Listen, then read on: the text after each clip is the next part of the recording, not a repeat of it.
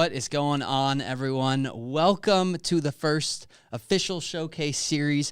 I'm one of your hosts, CJ Collins, a.k.a. The Pathfinder. With me, Rick Suarez, a.k.a. The Codfather, as some would say. Good evening. What an exciting night. I'm just so pumped. There's an awesome vibe in the office. We got 20 streams rocking. Those matches are about to be started right now. But first, to begin with, I think we need a little bit of history, right? The Stay Plugged In thing. What is this? This is new. It's fresh. And we need to understand what brought you into the space and why you got into esports, Rick. I have no idea what you're talking about. No, just kidding. No, love it. I love the energy in the building today. Absolutely love the energy. Super excited for what these collegiate recruiters are about to witness, as well as what these players are going to be able to kind of put on display out there. But for me, man, Stay Plugged In. It's a passion. It's been a journey for me. You know, I've said this story a million times, but it's a good story. You got to tell everyone. I know it. I've got 3 kids of my own. My oldest son is the gamer in the family. I come from a big time traditional sports background. Played baseball my whole life.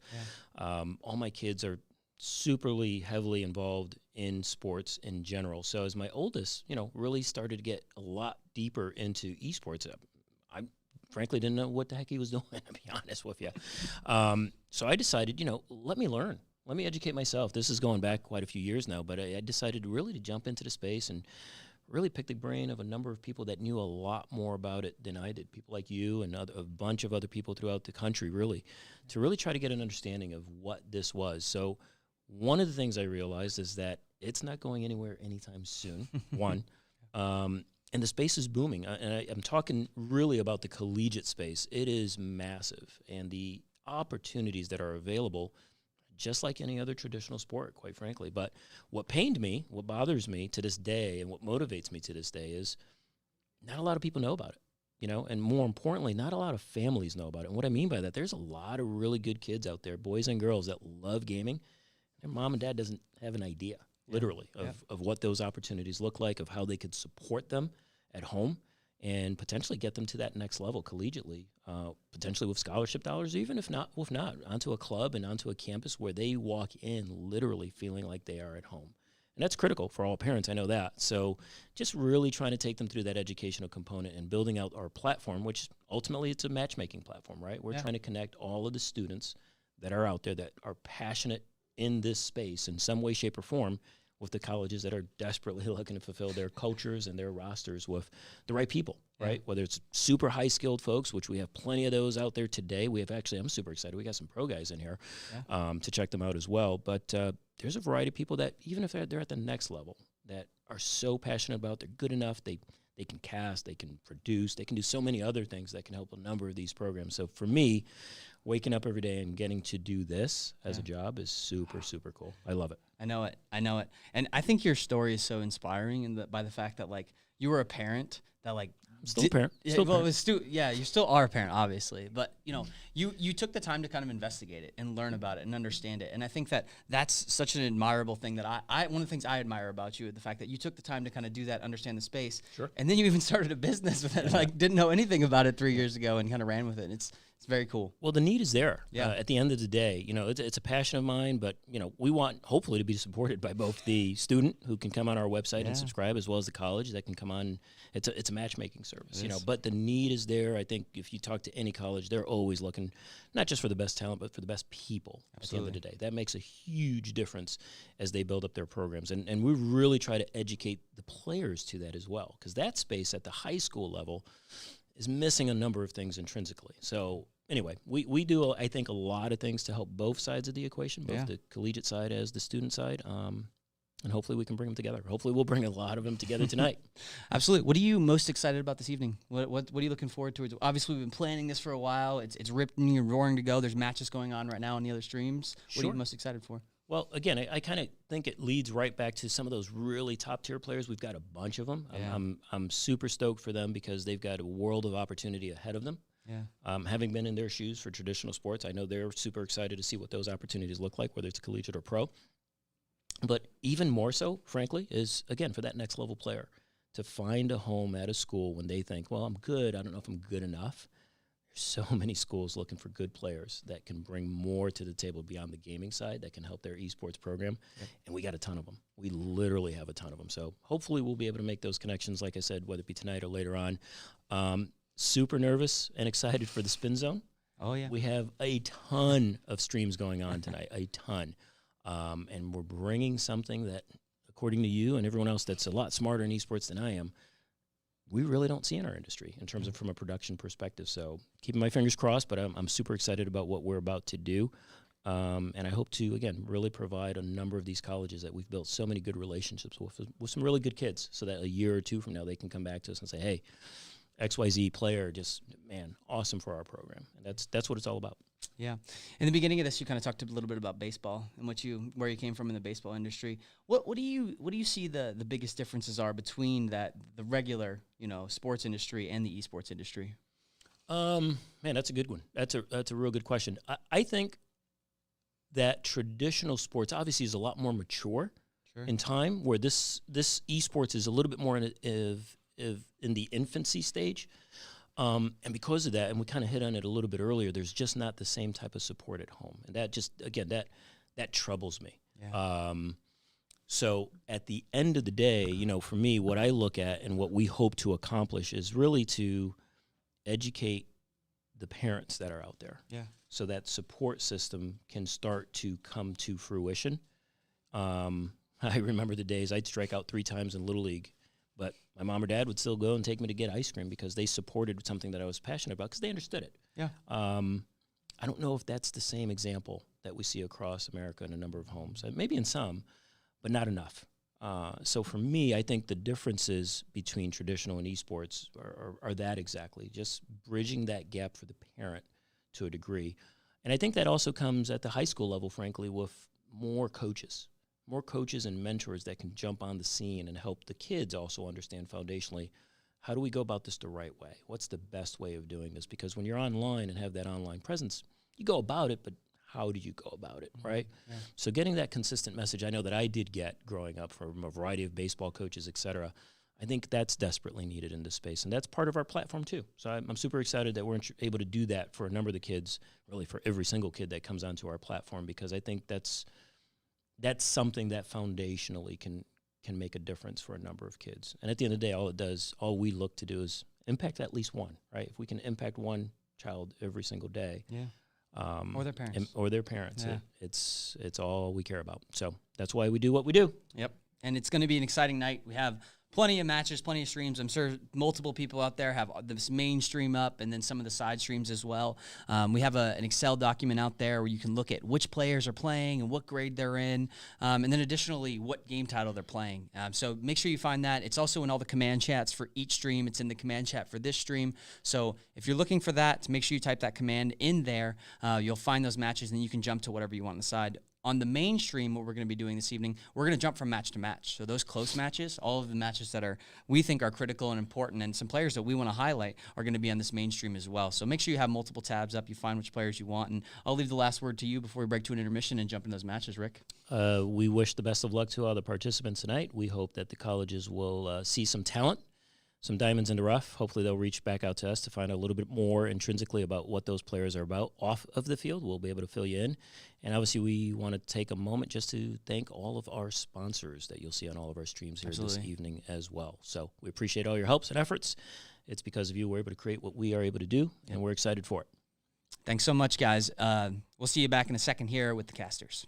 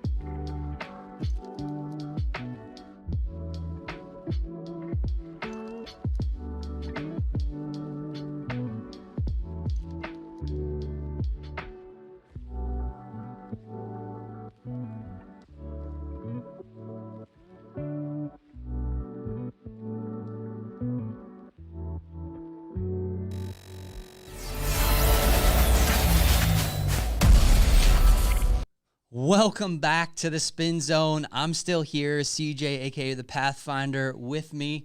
Not Rick Suarez, and we'll fix that on the bottom there. Sorry about that. But the one, the only Chris Lee, aka Bearlight. Thanks for joining me, man. Absolutely. I mean, I wish I was Rick, man. The guy knows how to run a program. There's no doubt about it. It's absolutely true. So we have a match. We are ready to go. We are going to jump in here. Iron Man and Thanos, Valorant. These are two senior rosters. Several Radiant players on these rosters. We think both of these teams could be very, very explosive in their gameplay. So we're going to jump right into that gameplay. Here it comes. Iron Man versus Thanos. Like I said, senior rosters. All of these folks are looking for current schools that they can play in and tons of talent here. Yeah, and I think the ones to watch out for here, the Radiant players for these two teams, we have Iron Man, consisting of Joe Shizzle, Jake Val. Those two are the Radiant players for this team. Yeah. I've seen them play. When they have so much pop-off potential, and I know that you'll see it. For Thanos, we have Moraus and Echo are the two Radiance players for those, but also Echo. We saw him pop off on the stream that we hosted on Tuesday. Yeah. He got a quad kill, so we're definitely keeping an eye on him as well. Yeah, we've seen Echo several times. He played in R6 last season and has transitioned really well into Valorant, which is so... It's crazy that, you know, as I've said with the professional players in the Charlotte Phoenix, like, those guys can just game. Like, they are, like, they can be good at League of Legends or Valorant or Overwatch, and it's crazy to just see them transition quickly. But we see Thanos here. They take this 7th round, and they're gonna almost tie it up. They need one more to kind of jump back into it, but it's close right now. Yeah, so Iron Man was bringing the heat earlier, but it's good to see Thanos jumping back as well. The cool thing about Valorant is it was just released this summer, and that you bring up a good point. I think that like FPS shooters in general, it's easy to translate one over to another. So there's a lot of colleges look out for CS:GO players and things like that. It's very interesting to see, and but to see them jump over FPS into different titles that are completely different and still kill it kind of blows my mind a little bit. Right? It's wild. Yeah. Absolutely. And Valorant's a great title. I love watching some of these players. I think that I've learned to love it more and more as I watch Valorant. And I was a huge CS:GO guy, so before this, love to see it. But you see the entry kill from Nor coming in, and then the follow-up from Zilaz. Is that right? Zalex, I believe. It's Zelalex. See, look at you, Barry. It's Alex backwards and then forwards. It's very creative with their names too, aren't they? They are, absolutely. Yes, we see the fake Omen portal. Love the plays. Trying to sneak him out a little bit. Opens the door, but Josh is here waiting. Knew what was going to happen already. Josh with the heads-up play. And that's what makes it you such a solid player in Valorant 2 is anticipation in general, and that goes a long way in all esports. But we'll take a peek with Echo, because I know on stream he was facing players about his same rank, but now it's going to be a little bit more of a challenge. But he's always on that Phoenix. He plays that character so well, so we'll definitely keep an eye on. He does, yeah. Echo is kind of in a position he's got to hold on for 30 seconds here, trying to hold on to his gun. I'm certain that they're trying to save some money. We'll see if Josh is able to pick this kill up or if he's going to get snuck up on. It looks like Echo's going to have a chance. Ooh, but misses the shot. Josh turns on him. Bummer. Yeah, if you miss Josh, he's gonna pop off. That's right. He's gonna get you. So definitely won that trade. Echo had his chance there, but unfortunately wasn't able to convert on that one. Absolutely. Let's see the scoreboard there, if we can. No? Okay. Sorry. Wanted to see it, but not going to happen. Maybe you can check out that individual stream to check out the stats at the end of that match. But we are seeing... I was looking for the money to see how the economy was doing for both of these times. We'll see if Thanos actually ends up on a save or not. It looks like they... yeah, they got some money, so they're going to be able to buy their way through this. We'll see what happens. Maros, another player to look out for. He definitely is. And Localify as well, a respectable immortal. So, still a great player. He's got some great skill as well. And a lot of these players that are in this lobby right now are used to playing a character with Flash, which is one thing to note about these players too, which is why you see a Phoenix. Lots of poking, lots of utility. Josh is going to get this boom bot. Maros and Echo kind of trade the kills out though, and then Jake and X is going to jump back into it. So it's even 3-3 right now, but Iron Man's got the HP. Everyone in Thanos looking kind of weak. Yeah, they do not have that support right now either to aid and assist. So it happens only the Jet at full health right now. Yeah, and they might have a chance to get to this B site. They're cruising on the back, and they have an opportunity. We'll see if they're going to hear him, and who could... Oh my goodness, hookah. That's Jake's in hookah, and he's watching there. Oh my goodness. Looks like they are going to control site. They're going to get the spike down. Jake's going to call this out. He's going to say, hey, we need to rotate over here. And the Killjoy comes out. Yeah, it's a big play right there. I like that. Definitely. With Jake, you'll notice he doesn't hesitate to pop around a corner. Yeah. Never taking that risk, especially the high levels, but a good trade. Not ready for that one was Kryoshi there. It was Moros with the trade. It's 2v2. Aiko trying to dance around the site, but he does not. 2v1 right now. The Cypher comes out, but Nor comes out. Takes him down. Nor Iron. Love to see it. Great plays. The 2K to really solidify that round for Iron Man. Yeah, not really known as a support player, but it's always so important to have your players back. So, incredible work there to stay patient and also focused when you plant the spike. Always got to stay on it. That's what they did. Absolutely. We have plenty of matches going on right now. Valorant is not your thing. Make sure to check out some of the other spin channels. It is Intel Spin and the number of the match. And like I said, there's an Excel document out there that has each one of those streams. If you're looking for a match that you just have to see, make sure you tune into those individual streams. We got Rocket League, Overwatch, Rainbow Six Siege, Valorant, all cooking right now. And Rocket League. Great game. Yeah. Love Rocket League. Rocket League is definitely I have a little bit of a specialized feeling about Rocket League because I play myself and I'm more familiar with the game and title itself. Bear's pretty good at Rocket League, okay? Don't let him sell you short. I don't want to end up in a 1v1 against the Bear. Josh comes out with the paint grenade. Evens it up. It's 4v4. These teams, it's a game of inches. You can tell it's a game of inches. They're all fighting for inches. Echo trying to make a play right here. Oh, the rocket comes out, and Josh gets a three-piece with it. Leaves the Cypher alone against Jake and Josh. We'll see. He's able to do it. Ooh, Maros gets the kill. And Jake comes in to clean up. He did. Yeah, he did. Absolutely. And we talked about it before. Joe Shizzle and Jake, the two to watch, and right now they're not disappointing. Look at the numbers right there. The KDA, 16-6-4 is Josh, and 11-6-1 for Jake. They've been actually going at it. Yeah, look at Josh's. I mean, that 3K with the rocket was the heads-up play by him to use that and be able to pop those as well. Yeah, and Echo is definitely lower ranked, a silver, but look at him hanging as well. He's on that Thanos squad, which right now is behind, but he's put up some pretty solid numbers, especially against the higher ranks. So absolutely, he is. And rank doesn't necessarily mean everything, right? There's so many intangibles when it comes to players. How do they communicate? How do they work as a team? Those kind of things. And sometimes that just doesn't show up in your rank necessarily. I agree with that completely. Look at me. I'm a Plat 1 in Rocket League, but I promise you will not find better vibes than what I got going on. Is that a challenge?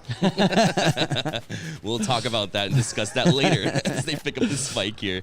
It's Phoenix, I believe, Echo with the spike right now. It is indeed with Thanos. We'll see if he might catch one here. Does. Nice. Let's see if he has the heads-up play that there might be another. Throws the bird, the flashy, flashy bird. I know that thing is not fun to look at because I've died to it many times. From prior experience, I can. Oh, and he's using this to scout it out. But Moros, heads-up play, comes up behind him. The Cypher, and then he plays his little throwy hat thing. He pops everybody else. He knows where everybody is on the map, so he can go find Josh. But he's going to teleport, move his way over to B. He's probably going to know this player is long, I'm guessing. The flash comes out. We'll see if Nor is able to take him down. They have him trapped in hookah. Oh, trades one. Ooh, the headshot comes out, but he's not able to finish it. He's got the pistol and pulls it out and takes the kill. What a round from Nor. That is just patience and knowing when to strike, because to get up and vertically through the window and get that pop and be that accurate with that pistol, impressive stuff there. So Yep. Go ahead. And then into this round. And so now we're going to move you over to some Rocket League action. There we you have Kali facing off with Terry. We got a Rocket League match.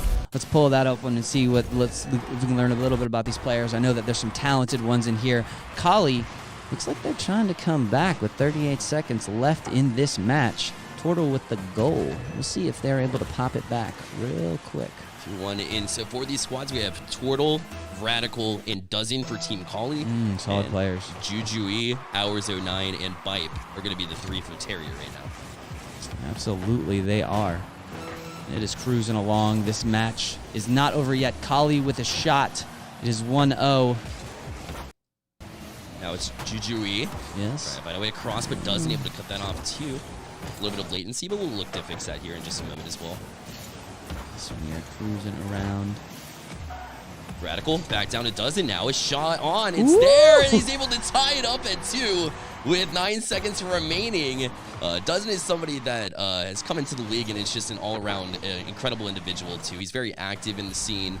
Also a senior, by the way. So Dozen is one of those players that he's been in our league since day one. He always plays up. Like, it doesn't matter who he's playing against. He always makes it a match, which is probably why our producer knew to jump it over here, because if Dozen's behind, you can almost bet that he's going to come back. But it is 2-2, and this one's going to go to overtime in game 1. And Dozen, that clutch factor coming through. So overtime it is. And it'll be Radical. Push to the sidewall now. Jujui up for this one as well. He's going to flip reset, going to leave it off for 09. And back into the zone now. Dozen able to cut him off and try to get it over to teammate. Tortle does beat his man, and so now they'll have numbers here. And Kali from Dozen, but Bibe able to get it just past him now. Tortle trying to backtrack on this one as well. Or Jujui, a pass across. You have to be careful. Woo-hoo. Oh my! Let's see if Turtle can read this off the raw. He does. He booms it out. Jujui, is he going to have a shot? He does not. Radical puts it on point, and he's able to. Oh my gosh! I thought that Tortle had that for a moment, but 09 able to step up to it. Now Radical a chance. It's right out in front. Oh, but Dozen not able to connect, and 09 able to jump up on this one and press out. So a minute into overtime, we've seen some spectacular action already from all of these players. Defensively standing out for me is 09 right now. And Dozen, of course, that clutch factor to tie things up late. Yes, absolutely. We love the overtime matches. I honestly start sweating every time it's overtime, whether I'm playing or I'm watching others play. And some shots coming off from Jujui. Does not put it on. We're going to give this ball back to Bipe. He's going to come over. He's got no boost, but he puts the shot on anyway, and somebody's there to save it. Jujui with the pass to the center. Turtle kicks it out, and we're going to be rotating back around. So great job to aim for teammates right now, but the defense has just been so on point that no team has been able to convert. Radical will try to play it down. Unfortunately, no teammate available. Now a chance Bipe. Tortle up to make the save as well. And again, we're looking to fix a little bit of the latency right now. So we'll get that taken care of in just a moment. Is Bipe. Gonna wait back. Let's get a touch pass 1. Doesn't get to try to keep it in the zone. Now a chance. Radical, a pass to Tortle. The shot. And he'll put it through.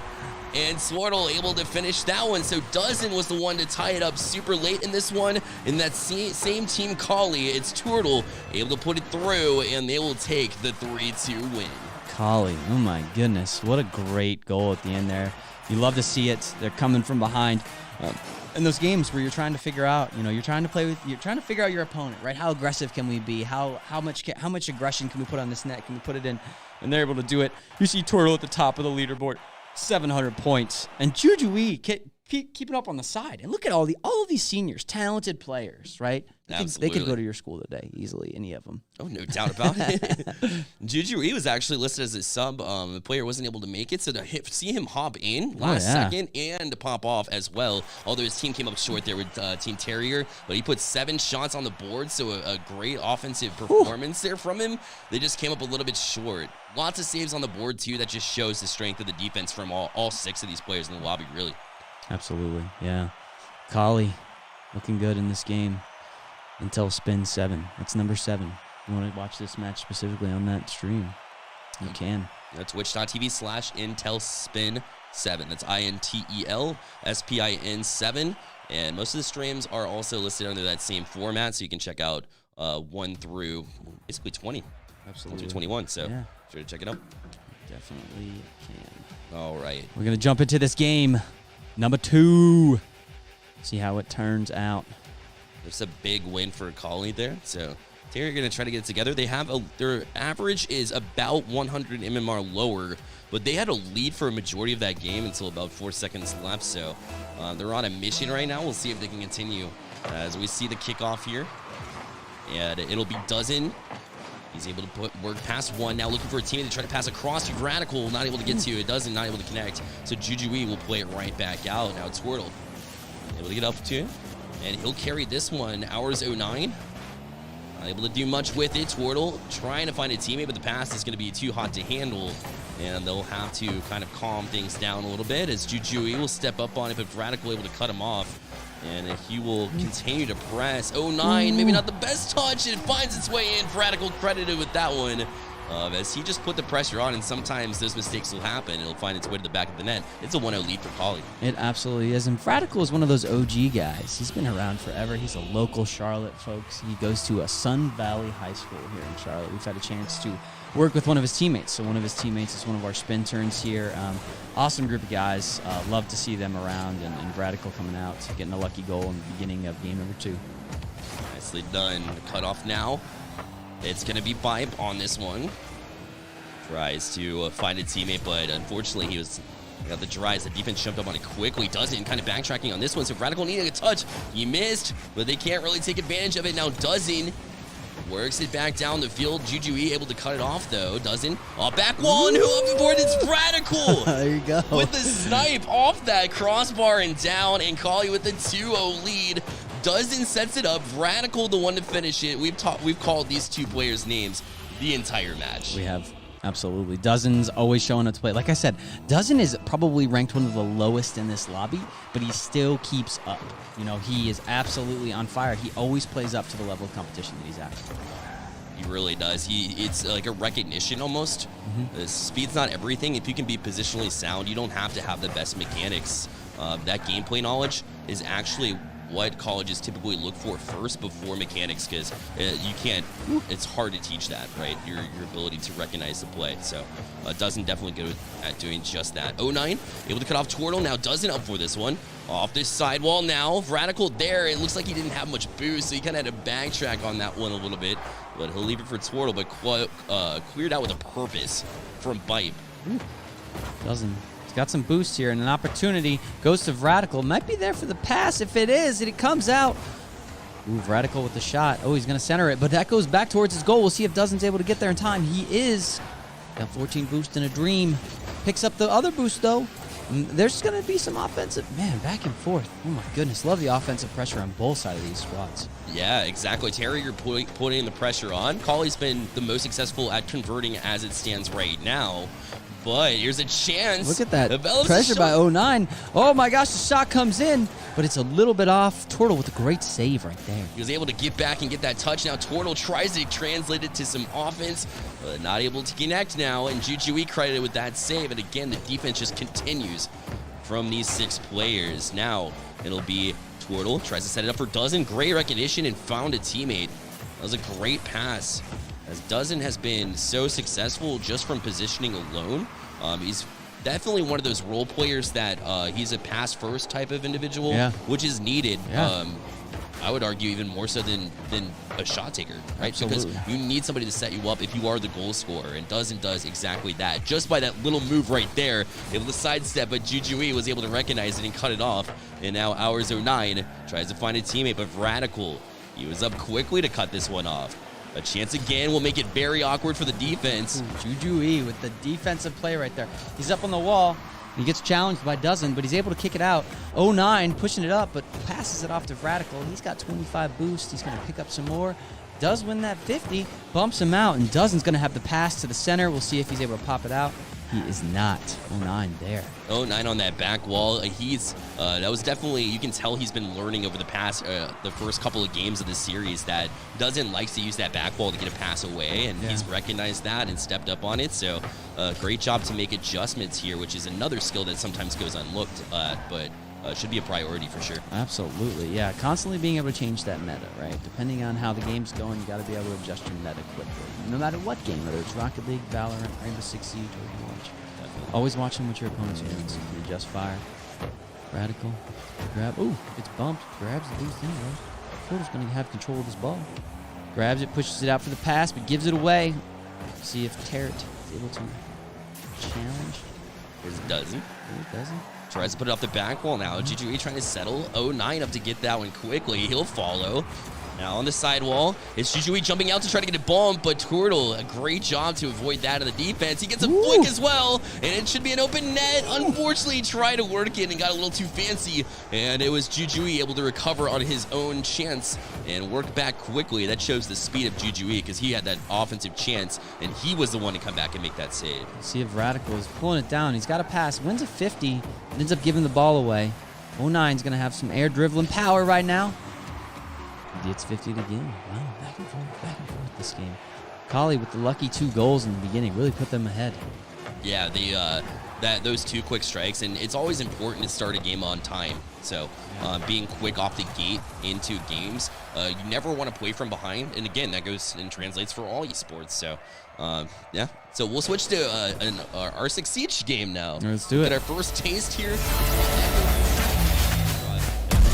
On these students and give you all the lowdown on what we're about to see here between these 2 teams. Oh my goodness, it is 2-3. We got some teams playing each other. We got a mixed class, so this is all over the place. We got a little bit of a mixed match of classes, but some juniors, some seniors. Our seniors in this match is going to be Spacio, I believe. Spacio it is. He's going to be on Team Echo. We got a lot of juniors, a lot of freshmen here, a lot of young talent that has time to develop over the next couple of years. So if you're college, you're looking for some young guns so you can start filling out that 2024 class or 2023 class. This is a match that you want to check out for sure. No doubt about it. These 2 teams very evenly matched here. Gizmo put together the schedule, so definitely well done here. We'll see some very close action. As we popped in 2-3 right now as it stands. Echo right now on the attack. Foxtrot on the defense here. 10 seconds left. Yes, and this Rainbow Six Siege is a thinking man's game. I'll tell you what, this is not the game of checkers right here. This is the game of chess. Where do we set up? Where do we enter? How do we do it? How do we do it as a team? There's a lot of prior coordination that goes into this game. So those that are good at R6, they get a lot of respect from me. I think that it's almost, the same level of League of Legends when it comes to the amount of variables that kind of get pushed at you and thrown at you. So I don't play Siege, but I've been watching it recently, obviously with the leagues going on, and the more I learn about this game, the more respect I have for the players. They are thinking about 12 things at the same time. How many walls do we have covered? What angles do we have? What what technology are we looking for? What are we trying to? What kind of utility are we looking out for? How can we avoid this? So it just blows when to my use mind. drones? How often you should use your equipment? It's amazing. I think that the amount of coordination that goes into a game like this, like Spacio just. He called somebody out on the drone, and Shrimp just popped him away. And it's like simple things like that where you get that vision and you're able to jump in there. Spacio, he's trying to chase down this kill right now. He knows where he is, too. Oh, he had the intel, but he still gets pumped. So, hey, leave it to Shrimp to be able to get that kill off. So, Spacio goes down, even though he had all the prior knowledge, but just loses the trade there. He does lose that trade for sure. Z jumping in here. XWZ. Lots of names with lots of letters that are a little bit different from this group. I love the Blue Fishy. That's a great name. I'm going to change my name to Red Fishy, and we're going to make the Fishy Clan and go around and beat everybody at Rainbow Six Siege after this, I think. Blue Fishy is so incredibly talented in those gunfights that you'll find within objective pushing. So you can see right now he's 6-0-3 right now in the KD8, it looks like. So 6-0-3. Oh my goodness. Just doing some work right now. He absolutely is. YSV period. He's checking out. They have a, what I've heard about Rainbow Six Siege is you always want to attack from the top. Attacking from the top is so big. So it looks like they're doing that right now. They have the upper hallways. They're knocking out some of the cams. They're taking out some players because they have the top. It's a 2v3 now.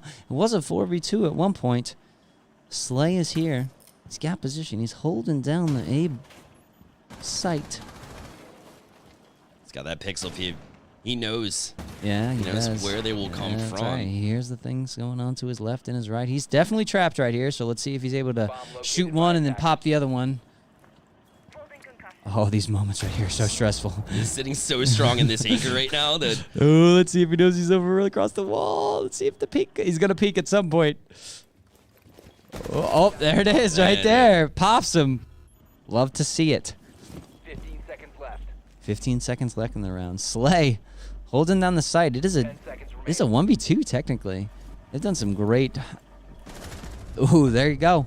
Takes them all down. Bloom jumped out on a mission there, knowing that the did. anchor was in place and in a good spot and had the angles locked down. So great job to hang in there. So Absolutely. Echo versus Foxtrot on one of our spin channels. You have to check which is that's 15. Spin channel 15. So Intel spin 15, but we are going to jump into some Valorant. We have a close match here. Spider-Man. Class of seniors right here. So this is another senior game, and this score is currently 6-5 with net. Ooh. Some trades come out there. We'll see. 3v4. Knocking out some utility by 30 Rhynor. seconds left. Oh, the Sova arrow comes out. We'll see if it pops him. It does not. FSC Nightmare in the back of the site. He hears the spike go down, and Thrifty trying to make a play right now. Let's see if they can fight their way into the site. Thrifty trying to get there again. This is a match of just seniors. Good pomp. Thrifty with some good recognition and gets one. But it still has some work to do as it'll be a 2-on-2 right now. And another one. So Ooh, Thrifty feeling himself right now. And the third one comes through. Thrifty putting on his show for the viewers at home. Go. He's like, hey, the stream's on me now. I'm going to get a 4K real quick. Easy like with Jet. Jet's got his ult out trying to throw some knives at me. I say, no. Boom. That's my name. Boom. Those are looking for the boom. We got a senior class. I love seeing individuals and players who thrive under the spotlight, right? It's sometimes those pressure situations. I know in Rocket League, like a game 5, right, or those pressure situations when you need to perform in tournaments, like for NACE, for collegiate esports, or CRL for Rocket League. I know that's definitely some high pressure situations late, and so the person that loves and thrives in the spotlight. That's intangible. That's an incredible talent to have. It is. It is. Also, just a quick shout out. I love the superhero stuff. Spider-Man, Same. Hawkeye, Thanos. I mean, all of that. We can thank our own Suave for that one. He was the one that came up with the superheroes idea. We also do for our leagues. It's Transformers, which is, I think, honestly, like if somebody's coming up with like great team names, I think we've done it. We steal everybody's stuff. Want some Transformers, Pokemon? Yeah, right.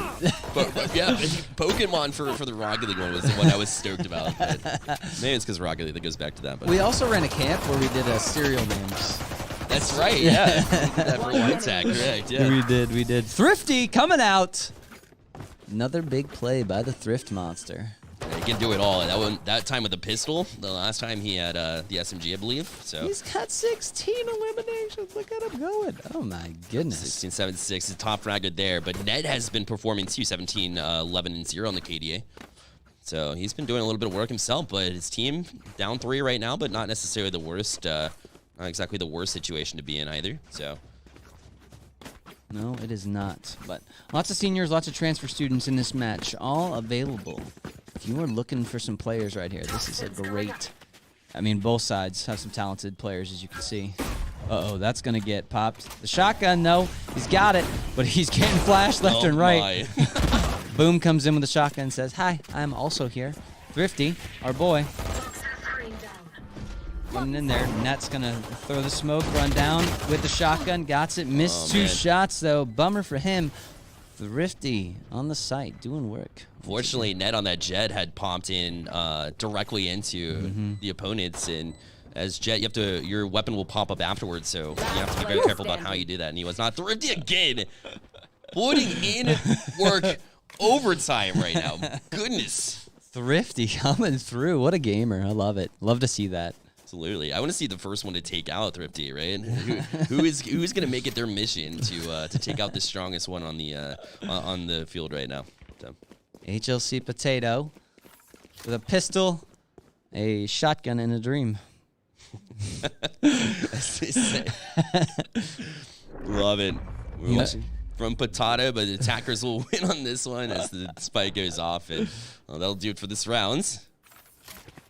Woo. Throws the shotgun down, gives it to his boy Blitz. And they're going for a little bit of a bye this round. We'll see if this bye gets them through this defensive side that they need. They definitely, I think this is a make or break round right here. You want to be 9-6. 10-5 is that is a wide gap, and you do not want that. Indeed.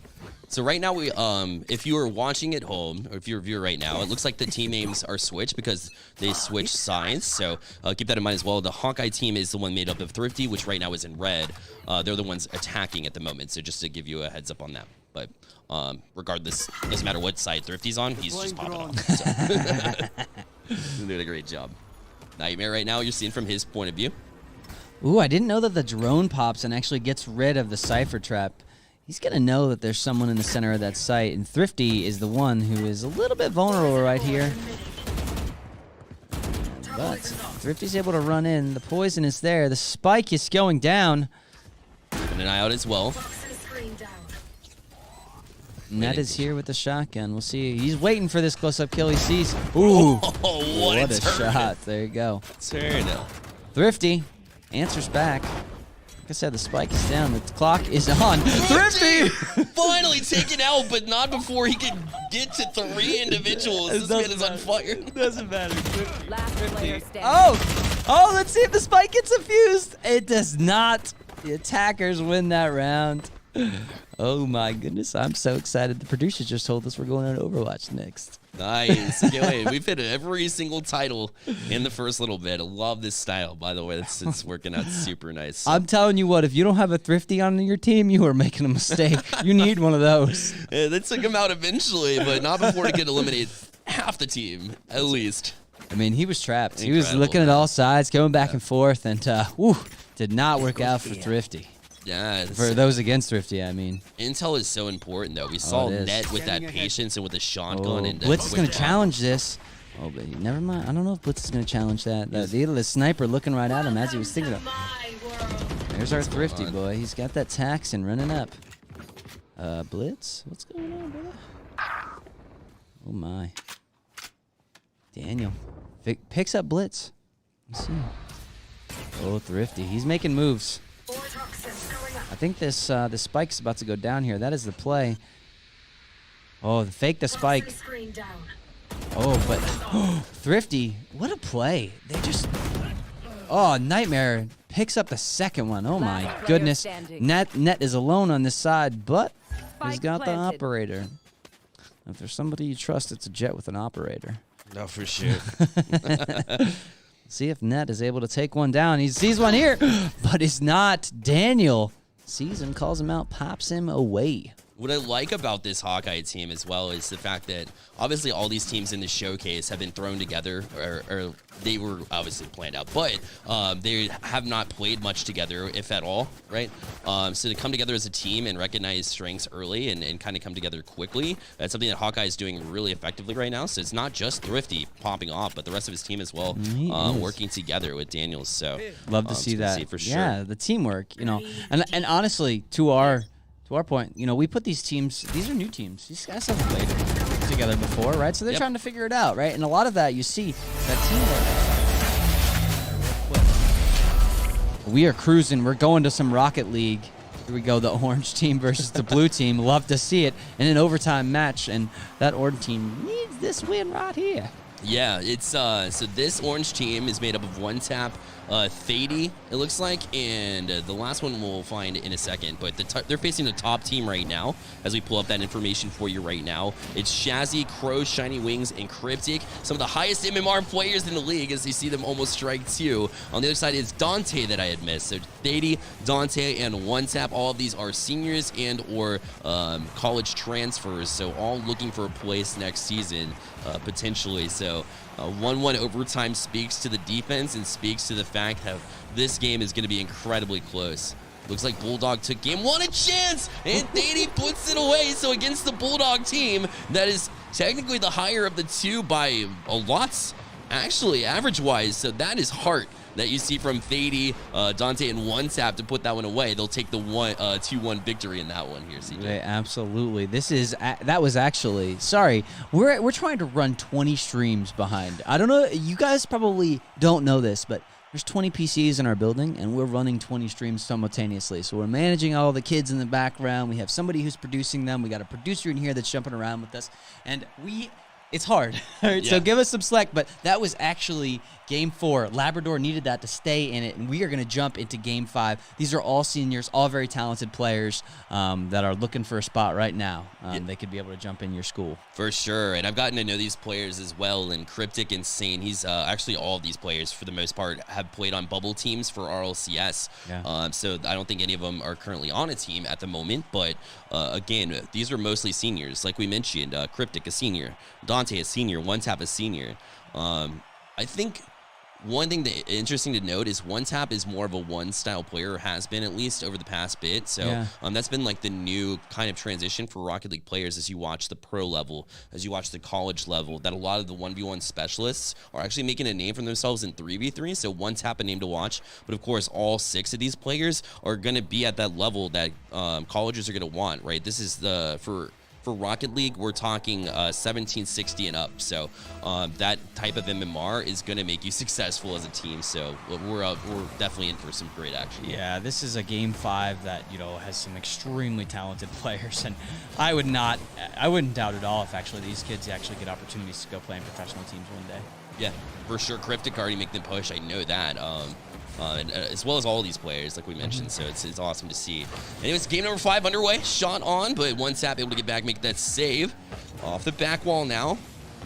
It's, I believe, Thady and those Crow Shiny Wings trying to get across, but not able to do so. Dante trying to find a teammate as well. It's right in the midfield. OneTap up for this one, but Shazzy able to jump over and make a great save. And now he'll have to do it again as the ball works its way back towards the goal line. And with or without boost, he still gets that 50. That's hanging in a play. Great job from Shazzy there without boost to still make something happen and set it up for Crows. He's off the back wall now. OneTap can't connect, and Crows Shining Wings there to put it away. And that all stems back to that Shazzy play without boost, getting the 50, put it down to a teammate, and Crows there to finish it off. So this Bulldog team showing some great skills and some heart. Yeah, absolutely. And you could see there was one mistake. I think that was like one of the only mistakes in that play, and you saw they punished it immediately because this is a super high-level game right here. And you can, at high-level Rocket League, if you make that one mistake, it's probably going to end up in goal. No doubt about it. And it was OneTap. We'll see how he can bounce back, because I know OneTap's mentality when he gets bested on a play, he jumps right back out and makes the next play. He gets hungry. He gets a little bit angry, but if he can, it's that fire. Exactly. Yeah. I think it's a good, like, one of the things I've learned in esports is you want to look for the player that's the most upset that they lost, right? Because it means they care and they're about the game. And he strikes me as that kind of guy. Yeah, 100%. And OneTap is, yeah.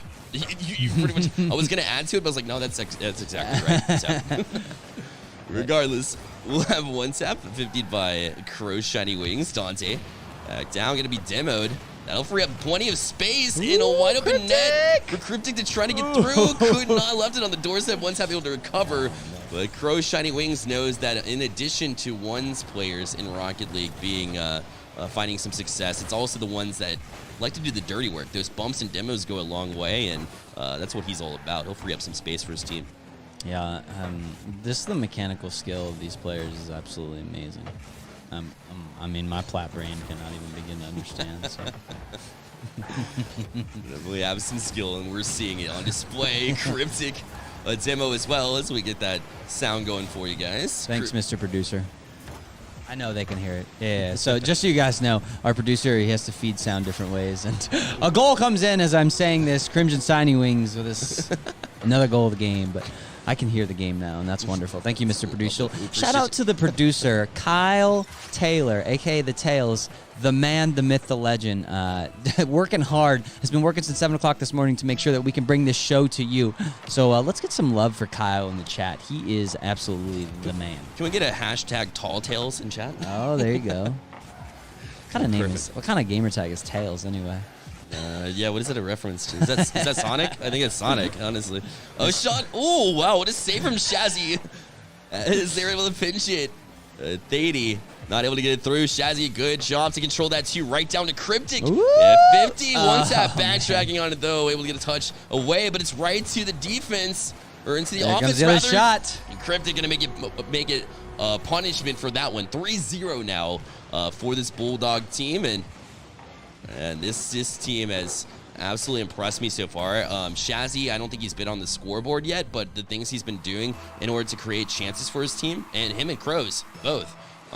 It's been awesome to watch this team in action, and but props again to this Labrador team of Thady, Dante, and One Tap.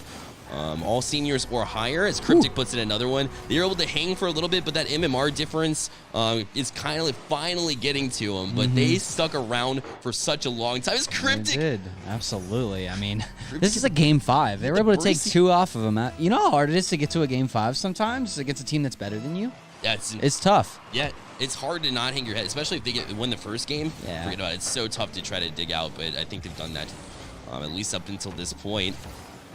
As now, still plenty of time, 1:38 in this one for them to try to piece things together. In fact, Dante look off the back wall. One Tap tried to get that read, almost did. He kind of baited the defense on that one, and Dante does the rest.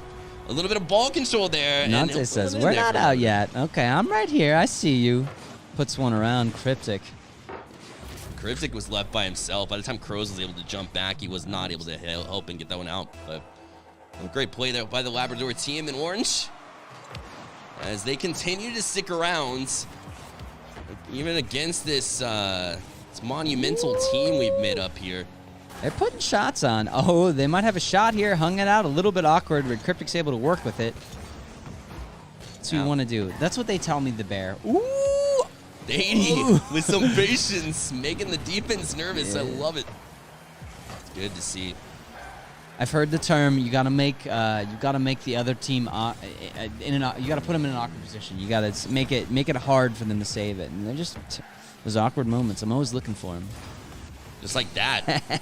You go around them, right? You bait them in a little bit, That's and then right, just put it behind them and make them backtrack a little bit. I think the dump and chase is what they call it in hockey. Put it behind a defense where it's awkward for them to get. Absolutely. And this is a close game, but we're gonna switch to some Valorant. Hulk versus Hobgoblin coming at you in a moment. Make sure you check out this game, though. This was Spin 1. No, 2. Spin 2. That was Spin 2 if you want to keep up with this one. But Hulk versus Hobgoblin. Got a little bit of a close game here. Love the names, by the way. I know. It's just so cool. It's so cool. Can we just wear like Avengers, costumes around the office all day? That would be awesome. I would enjoy that. Wow, what a shot by Mr. S. Gets the trade as Nick trades as well with his pistol. Yeah, that's Mr. Skit. He is teamed up with Mountain, Triple RRR, and Hellboy as well. Those 4 are actually college transfers, and they were alongside the senior No Hacks, Just Asian. So, interesting name there. I love it. Yeah, I love it. On the other side, it's Nick, Tiger, Alohi, Coda, Arctic Soldier, and Legato Cyrus as well. Most of those are like a mixture, but Tiger, the senior on that squad. Yeah, Tiger the senior. Talked to Tiger a couple times. Great guy. Yes. Great. Yeah, the little bit I have gotten to know about Tiger, I think he is he's quite the steal right now. If you can be able to find somebody for your roster, but 2022 and 2023 boards right here with Coda and then Nick and Aloy. Some great teams, some great squads here, and clearly this is a close match. So it's a little bit of a close match that we're watching, and we realize that the stream is a little bit laggy. I apologize for that. We are going to fix that in a moment here as we're cruising along. But Mr. Skid takes down Tiger. He's been silently taking out the opponents right now. Yeah, Spike Coda planted. with the glitch. Coming in here, sneaking his way in. The spike goes down. Let's see if Coda is able to do something with the Sharif. He's got a weapon down in front of him. Oh, takes a shot. Let's see if he's able to get this. But Mr. Skit with the operator is able to pop one away on Coda. And whoever the Venom is left alone and sad. That operator has been around and so effective since the beginning of the game, right? It's very reminiscent of the Op AWP in CSGO. I've heard of that. I've heard that once or twice, maybe. Well, with the Op. Have you? Maybe a little bit. Pretty sure if you're tuning in this, you probably know. So I don't know why I'm Mr. Skit with the 4K on the round. Just want to throw that out there. Mr. Skit's on a mission, and not just the Op either. He said, "No, I don't need that. Yeah, one pop, one kill, right? Or I can just take out my knife and get you there too." So, Multifaceted skill from Mr. Skit there. Just a great all-around round for him. As Mr. Skit, again, the lone Radiant player in this one, it looks like, on his team at least. On the other side, Tiger, also a Radiant. He's the senior on that, on the Hobgoblin team.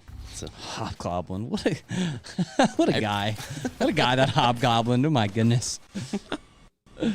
Hulk with the poke on long B. They are saying, hey, I just want you to know that I'm here. Triple coming into hookah. And you're seeing the utility come out. They're trying to make it work on their side. The drone comes in. They pop it away.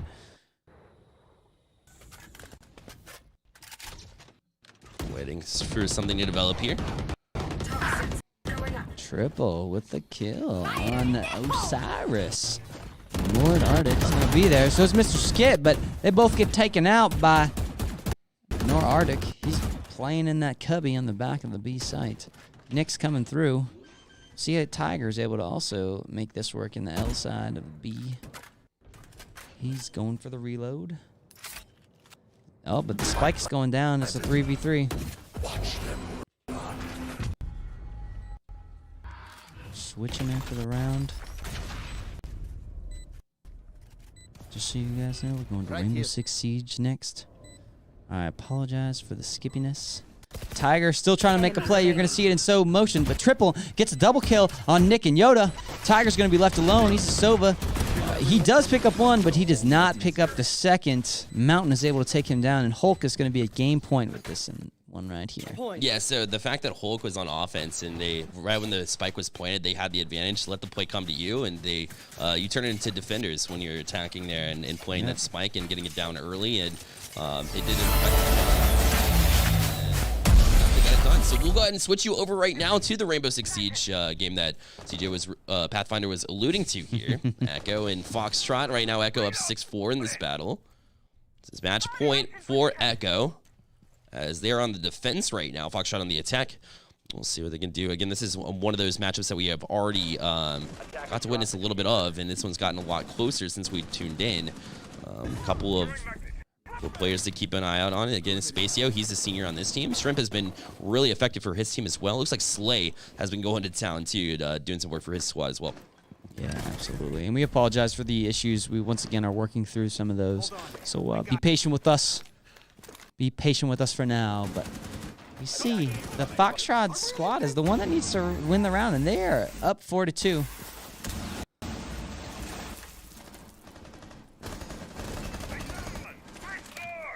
Trying up on that peak right now is Shrimp. As he's been doing a good job of doing it so far in this match. We'll see if he can continue it. He's got the peak going on right now. He's been such a solid anchor so far for the team. Right now he's on the attack to trying to get to that objective, but Spacio. Oh, he gets the flick. He does put him down. Makes it a 3v2. And the diffuser is down. Great job to take the initiative and pop when it mattered most. As you see, YSV. Oh, he's just peeking. Got an eye on it. He's jiggling it for sure, but does get taken down. It looked like he was trying to peek a little bit, a couple of angles instead of just sticking to one. He got popped because of it. We're able to take advantage of it here. So Slay's got the diffuser. He's got 24 seconds to get in this site, and I don't see the other guy around. Oh, Spacio's the one left in the 1v1. We'll see. 18 seconds in a dream right here. Like I said, he has the diffuser. He can put it down to extend this round. He's looking for Spacio right now. Is he able to find him? Jiggles him. Pokes at him one more time, but the fight does come out. Slay wisely backs off. Is looking for the return and does. Spacio comes around the corner and gets Slay and is able to take him down to win that round. It's and very end the game. It's very common to try it. It's a common mistake to try to stay in that same angle and not back off a little bit, knowing that you have that soft wall that's been destroyed. To kind of use that to your advantage, know when he's coming around that next corner, and kind of peek it that way. And he took advantage of it, and there you go. He did. He took him down faux show, and that's going to be that match.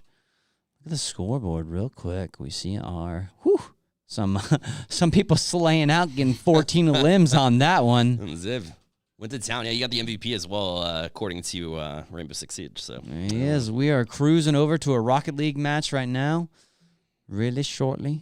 Just giving you a little bit of an interview. GG boys. And we hear some players' audios on the stream. Break? Yeah. Do we have any? And we're coming to all. Keeping us updated here. So far, we'll do a little bit of a recap of what we've seen so far as we hit the 7 p.m. Eastern mark here. Yep. Exciting that we got to see multiple titles and players that stood out to us the most and taking advantage of those opportunities, because there's a few players where we've seen them perform over and over again throughout the leagues and maybe don't show up in this certain circumstance, but I think I would argue that a majority of them are taking advantage of what we put together here. Yeah, Really and one of the things I love about our program is our leagues, right? And we've talked a lot, honestly, about, hey, do we run just more one standoff tournaments or more leagues? And we like leagues because we get to interact with the players more, right? We get to understand what they struggle with, what they're good at, what they're bad at, right? Because sometimes they struggle in certain areas. I mean, these are high school kids, right? I, as a high school kid, was not the best dude. I can tell you that. You read my mind. That's exactly what I was going to get to. So yeah, so it's like being able to have those multiple touch points, and we like that, right? We want to be able to work with them and help them improve, right? Yeah. That's part of our mission at Stay Plugged In, is help them be better players, better people, better recruit, right? To teach them skills. We teach all kinds of things here: how to be a good teammate, how to show up early for matches, how to practice those individual skills. And that's a huge part of our mission. And you know, that's why we love our leagues, and we love these stand-off tournaments where we can show off some of those skills. It's really, really important for us to be able to show those things. it's good to have that. That's incredibly important moving into the college scene where you're going to play in multiple tournaments. If you're in Rocket League, I know like ACE and CRL, right? Same thing with R6 too, with Collegiate R6 and so on and so forth. They have an ACE too, so Absolutely. incredible to have those leagues, and then also have the tournaments too, or like the one-time events, because it kind of like the leagues will say who's a consistent player, whereas the tournaments themselves are like who can shine in the spotlight in the moment. So to have a combination of both has been incredible to see so far. So very excited about that for sure. It absolutely is. And we're seeing Greyhound versus Terrier here, and Mike coming with that last goal. We'll see if they're able to put it within range there. One away currently. And this is also a matchup consisting of a lot of seniors here too. While Rito actually a transfer, call it transfer, looking for its spot. Aspect and Ernest Prune are going to make out Greyhound, and those are the two seniors. But 09 able to get that goal. We saw him on stream earlier, this Terrier team, as he is a senior alongside his teammates, Bipe and Jujui as well. So they have been on stream before, and here they go again, putting up numbers against this Greyhound team. Absolutely. They are doing it, and Terrier is going to go down. Coming back to the casters' faces. We're talking still to the stream. Hope you guys are enjoying all the matches. Hope that you're able to jump in some of those, to jump around to all the other individual streams. Make sure you're continuing to follow all of those along with our main channel as we look for more matches that we can jump in inside to be able to keep cruising on. But it's been an exciting night so far, I think. Already starting off great. Yeah. You know, you should see the work behind the scenes too. All the individuals that make this thing happen in the background, running these multiple streams through the PCs. A little bit crazy at first, but I think they've settled down. We've seen a lot of good gameplay in the meantime, and we have 2 more hours of incredible action. So don't go anywhere. We've been here for an hour. We got plenty more action too from all titles too. We'll get back to some R6. We haven't seen a whole lot of quite yet, or Rocket League. So let's see if we can get some more airtime for that. And Overwatch, we're trying to get a game for Overwatch 2, because we haven't quite popped in there yet, but once we find the appropriate timing, we'll definitely get to that. Yeah, we definitely will. And Overwatch is one of those games that, you know, I love to see, because I think it's still pretty strong in the collegiate scene. You know, I think that's a game that's like the collegiate scene. There's a lot of schools out there that are looking for folks that play Overwatch, right? And I think that's honestly, I've played a ton of Overwatch. You know, that's one of the games that I've invested a lot of hours into. So I think it's a great game, and I would love to be able to see some of that gameplay at some point too. I would as well. There's a lot of people that argue that it's going away. I don't think that's the case. In fact, I think it was on the list of top 2 colleges. Keep that in mind for those of you thinking that Overwatch is going somewhere.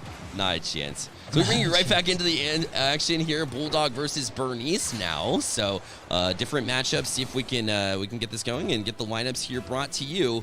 Again, Bulldog we've seen before. It's that Shazzy, Crows, Shiny Wings, and Cryptic team that were gelling pretty well there. Yeah. The Game 5 against Labrador, we saw them, and they're clearly having trouble in this game 1 against their new opponents. Well, that's because you have a couple of people we're familiar with as well. Gil, I've gotten to know through my stream, incredible individual.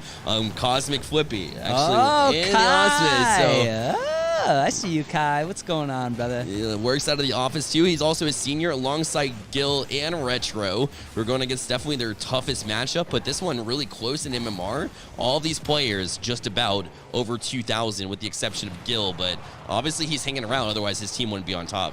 Absolutely. And Kai, for those who don't know, is extremely talented as a video editor as well. Yeah. Most of our top 5s that come out of Spin actually come from Cosmic Flippy. So if you're a college and you're looking for somebody for your program that's not just a player that has multiple skills, Cosmic Flippy would be a one for you. Oh, absolutely. And one of the things that we offer at Stay Plugged In for subscribers too is Spin Class. So we're putting together a list of videos to help you with those video editing and Photoshop skills that are necessary. Yeah. We kind of go into detail because not a whole lot of content out there about how to do esports in those fashions, like Sure. Photoshop and things like that. So we've been putting together some videos for Spin Class too, which is for subscribers that I'm excited about.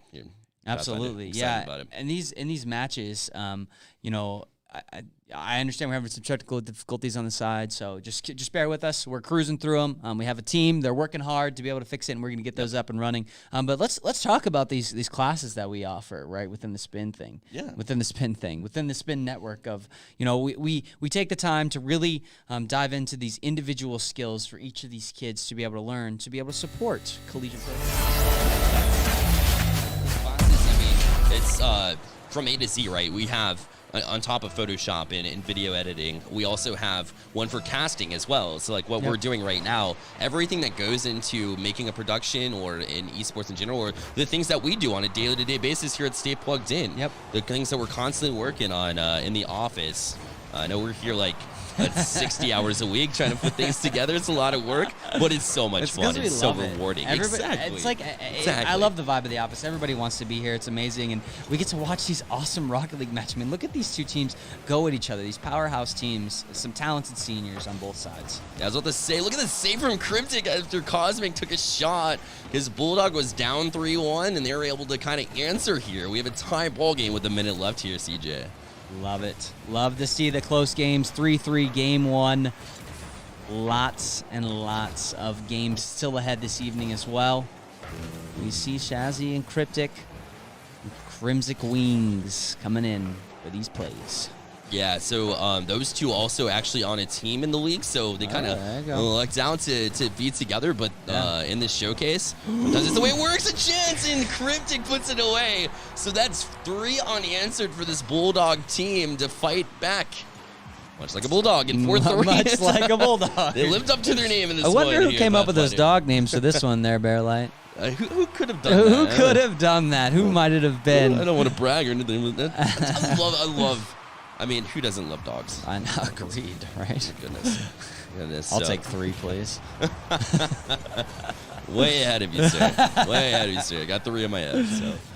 So, we got Crows trying to find a way. Almost used that wall as an angle to get it through. He's able to do that. Look at Shazzy up there. Back to Cryptic. A shot. What a That's pass. what I'm talking about. The tic-tac-toe found him on the back wall with a great job to find the teammate. Look at Cryptic. Over to Shazzy, down to Cryptic. Those aren't even the two that play together in the league, and they've already figured each other out. They That have, speaks to the high absolutely. level of these two players. My goodness. The high passes, right? Yep. The high level passes, the big brain plays from the passing perspective to just really be aware and be there. Love to see that awareness, and we'll see if Bernice is able to bounce back, but ooh, a miss. Oh, no. A miss, and Cryptic is able to have one roll in, and it looks like game 1 is going to be the Bulldogs side for sure. I get it. Like, they were down Yep. by 2. I'm sorry. Yeah, down by 2. 3-1 was the score when we hopped in. That's 5 unanswered here, Pathfinder. Incredible stuff. And it's because of plays like we saw previously. Shazzy wants more. Off the back wall, here's Crows. Oh, he couldn't snipe the corner.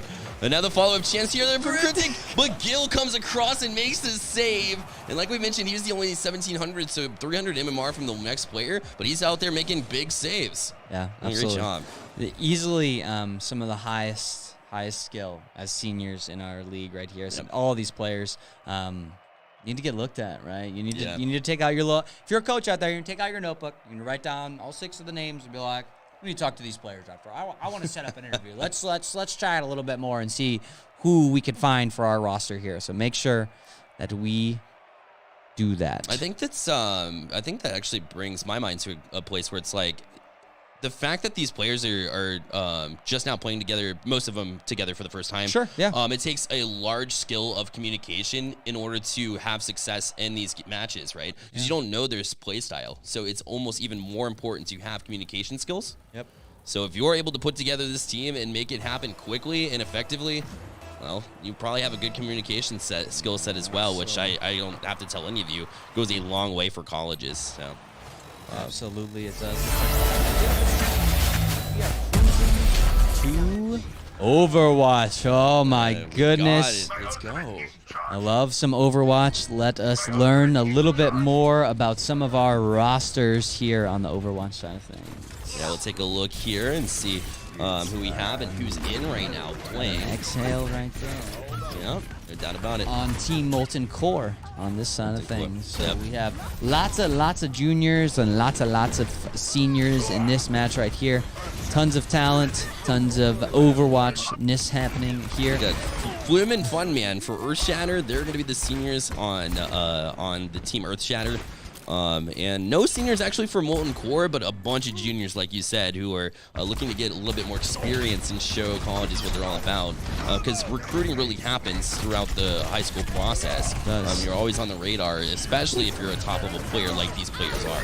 Yeah, and you see this Reinhardt really weak, but backing up and trying to buy as much time as he can. Still alive, swinging his hammer. The McCree on Lux, taking some shots down, putting some health down on the enemy team, and you're seeing a team a little bit of a white on the Earthshatter side of things. They are trying to get this push back together and moving towards the right direction. So Such a game of coordination. You know, you gotta, hey, oh, there's a McCree up top. We gotta take him down. We gotta make sure that we regroup before our next team fight, and that's what they're doing right now. They're trying to get ready to go. Exhale, be a little sneaky with the Tracer. It's laned, going around. Oh, but they go for the jump. They say, hey, we're jumping in right now. All of the alts come out. you can tell they had a game plan going into that one. It goes back to it. Appropriately with the Earthshatter here is Reinhardt. He's stunned. He can't get it off. And look at that, a wipe. Good stuff here from Hash, Xenia, and Sland as they waited for the right opportune time to strike. And that was incredible. So It was. yeah, so these one thing to take into consideration too is the role play, the roles of these players. A lot of them, you know, they're not used to tank play, but versatility is so good. Yeah, he went into the ult and gets the bubble. What a crazy play. Just hit in the back, made sure to jump in and told his team, this McCree, Zanara, has been putting the DPS down for the team. Troy, playing with the ice blocks on May, but gets taken down. Lux is able to answer that though. McCree goes down. McCree exhales here with the Tracer, goes down, but also falls to Lux. We'll see if Lux is able to do a little bit more damage as the reinforcements show up. Does not happen, so the regroup comes in inside of Knight and crew. Reinhardt is so important on this map as well. There's so many choke points that can be so effective, and some of these players aren't specialists as tanks, so it's cool to see them jump on a whole different role and find some success and knowing exactly what you need in these certain maps and these certain scenarios. So I think right now it's been Molten Core that's taken advantage of it for the most part. Especially a couple that stand out for me for sure is Xenia and Slane have been outstanding so far in this one. They absolutely have. And there's chaos ensuing, as you can see. Everybody's swinging their hammers. Oh my goodness. The Zarya ult comes out, gets everybody, and they do it again. Exhale led that one with the Tracer. Getting a lot of elims there, as Tracer's known to do so. It's very important to play very quickly as a Tracer. Get in, get out, hit your marks. All incredibly important. A lot like a McCree. Cruising along. The regroup coming in. Ooh. My goodness, this man is running in here with his shotguns, and he's about to take some people down, as the Reaper does sometimes. Here is coming up. Here's Slanes trying to find his way through. As Zarya's waiting in the corner. Sees his buddies. Says, hey, my shirt. Zania now finds some help, put some teammates. They group up and they have the high ground as well, so they have a mad advantage here. Down is the hamster trying to come through and just wreak havoc and throw him for a loop. It's very important to kind of throw off the defense, just like in Rocket League. Same concept there. So Tracer comes in, throws this little magic bomb. Not able to take anybody out. Some trades coming out here. Pretty much a split push, if you'll see, but the trades are coming in from that offensive half, and they need to win this fight, and they do. They start to take down that offensive team right now. Huge. The Reaper coming out, doing some damage, but does get taken down. The trades are coming out left and right. The McCree was left alive, which is not a good thing if you are trying to attack. Oh my goodness. Oh, the boop.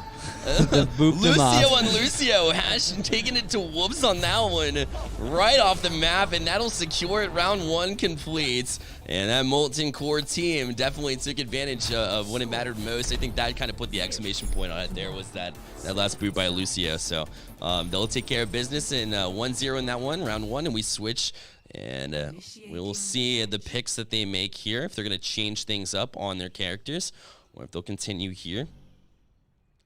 And this is game 2 again in a best-of-3 series. Molten Core won game number 1, and Which team is Molten Core? Jump 2. This one's gonna be the one with Slain, Exhale, Xenia as well. Small World. Yep, that's Hashtag. Okay, gotcha. and Hash played the Lucio. We'll see if they stick with the Lucio, if they go with another support as well. It looks like they will stick with Lucio, which is not a bad idea, especially the way that you capped that last round. So.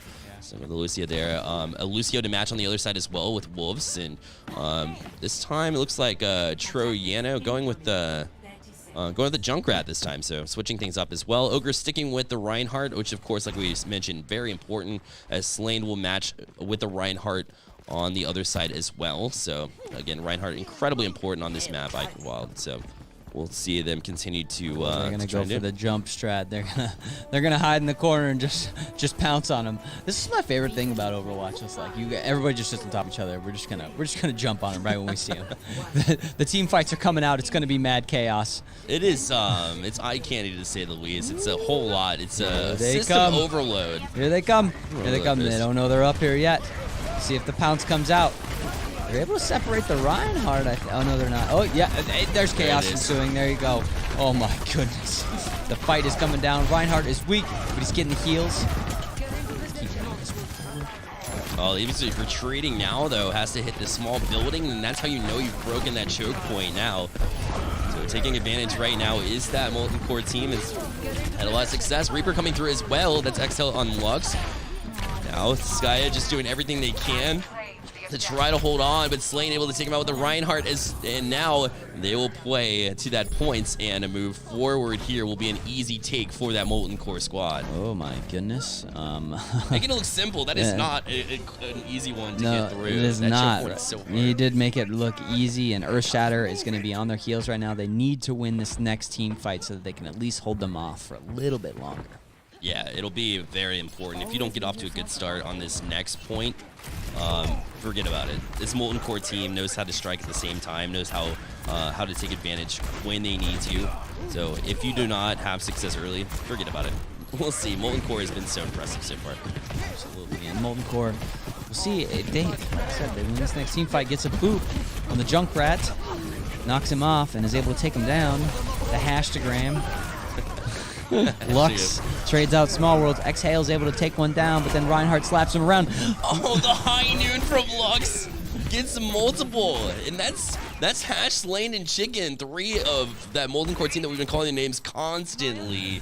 And it hit with the high noon, did not have a chance to shield because the Reinhardt had been taken out. So once the Ryan's out and the high noon comes out, you have to be ready to try to find some cover. They were not able to do so there. Yeah, the Lux with the big McCree there. You don't often see that McCree play come out and be successful. It's pretty tough to be able to get them in the right position, but Lux with a heads-up play. And I say that. Slain is going to take down 2, maybe 3. Nope, just 2. Exhale trades some, and so does Troy. So we are in a 3v3 scenario right here. We'll see how the fight kind of turns out. Zarya kills herself. Looks. That's a bummer. You hate to see that. Not how you draw it up, per se. Oh, Reaper gets around the Reinhardt. Perfectly done from Exhale. And he'll continue to try to press, and that will do it. Molten Core going to win this one. And that is game 2 that they've won. They are up again. That was that's actually serious. they win. Yeah, that's game 2. Yeah. Yeah, and they won the first one. So great job from that team as they played together so well. They just seemed to mesh, and it goes back to communication, just like we were talking about before. Yep, It's incredible. That Overwatch will tell you what. That's a game of communication right there. Hey, Oh, yeah. we can't push. We got to push together, brother. That's what we got to do. Yeah. So I love to see it. I love that we've now seen 4 different games, right? Yep. We've seen some Overwatch, we've seen some R6, we've seen some Rocket League, we see some Valorant.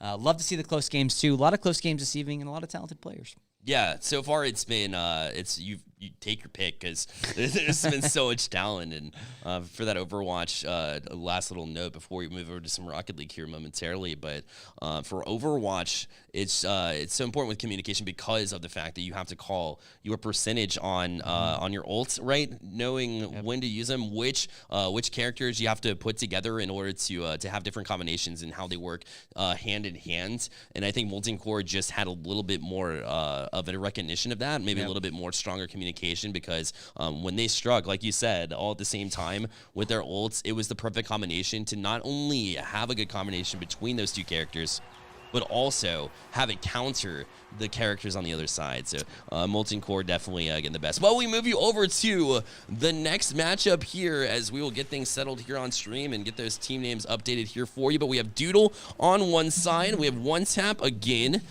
So we have, let's see here. Let's pull up the information. We've got One Tap, Dante, and Thady on Team Labrador, as right now they're on Team Blue. We've seen that before. We have. They've been effective. And then Rottweiler on the other side, that's Jonathan, Cleft, and Doodle, all seniors as well. Remember, that Labrador team also made up of Thady, who is a college transfer, and then Dante and One Tap of seniors. Well, Jonathan, Cleft, Doodle for Team Rottweiler. Again, they're in Team Orange, also seniors. Wow, some talented Rocket League players here. Once again, I think that the level of play is crazy, especially from a Rocket League perspective. We have some really talented players in all games, and you see Dante coming out with the dribble.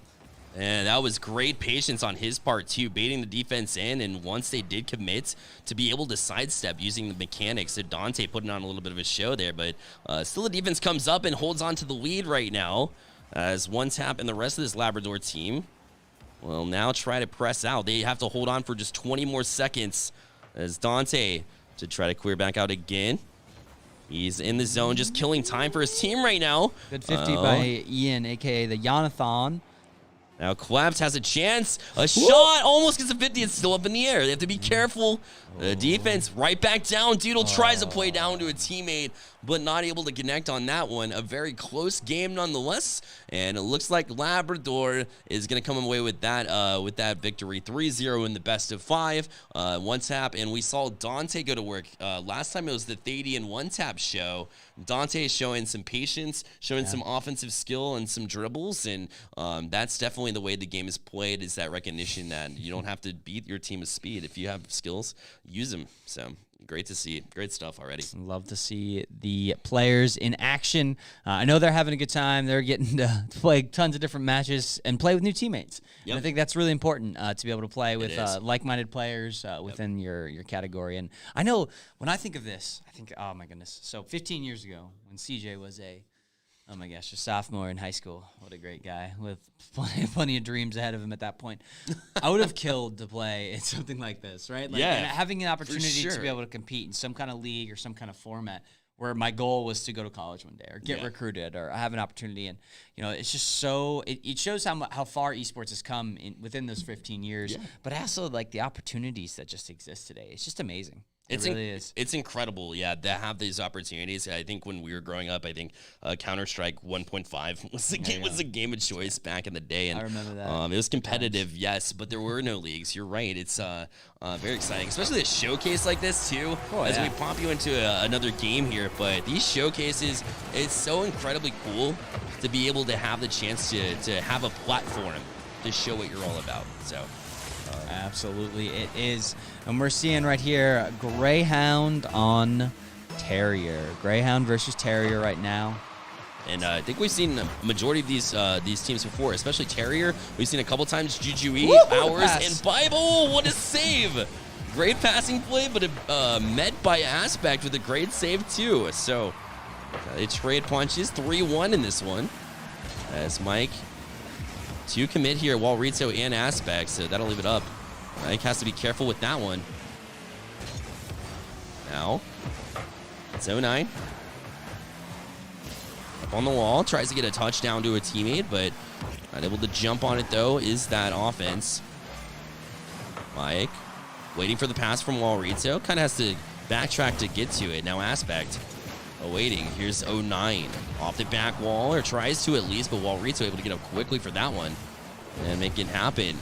1:12 remaining, and right now it is Bipe, Juju, Ours, 09, Terrier holding on to the 3-1 lead. It absolutely is, and Mike looks like he might have a shot, but he's not able to pull it out. Gets the demo on 09 and is cruising around.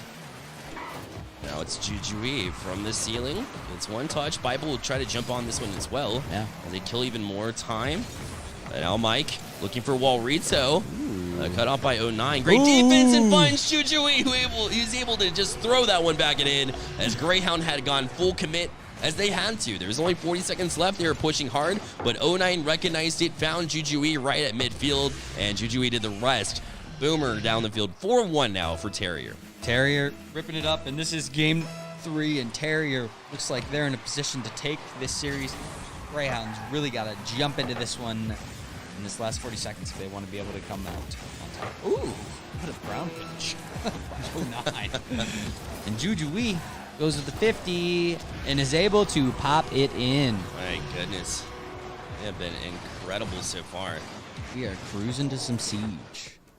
All right, we're making the change Charlie here. versus Foxtrot. Oh my goodness. Shrimp. Love shrimp. Shrimp Slay, Bloom, Bluefishy. They've got the fishy squad back here versus Nubs, Benadryl, Human, ASTHR. And Benihana as well. Oh, both the Bens. They teamed up the Bens. You gotta love it. I love it when the bands are together.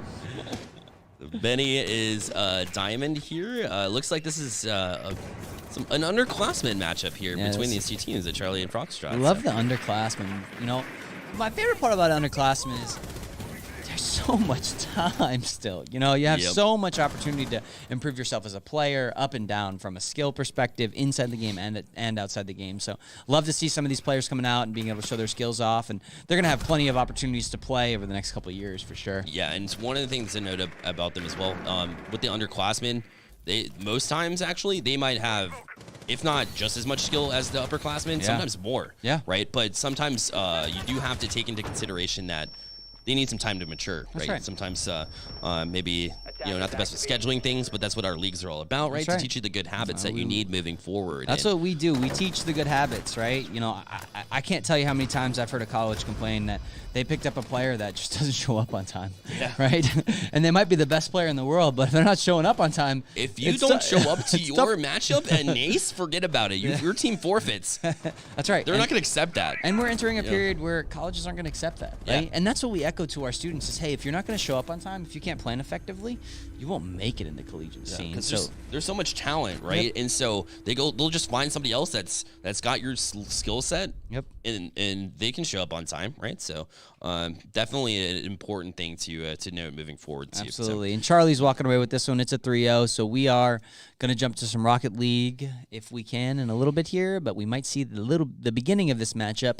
We'll stick around for a round and see. Why not? See if Foxtrot can hop back into this one. Yeah, absolutely. Foxtrot, they got a shot. They got the Legion, the Bandit, the Smoke, the Maluzi, and a Yager.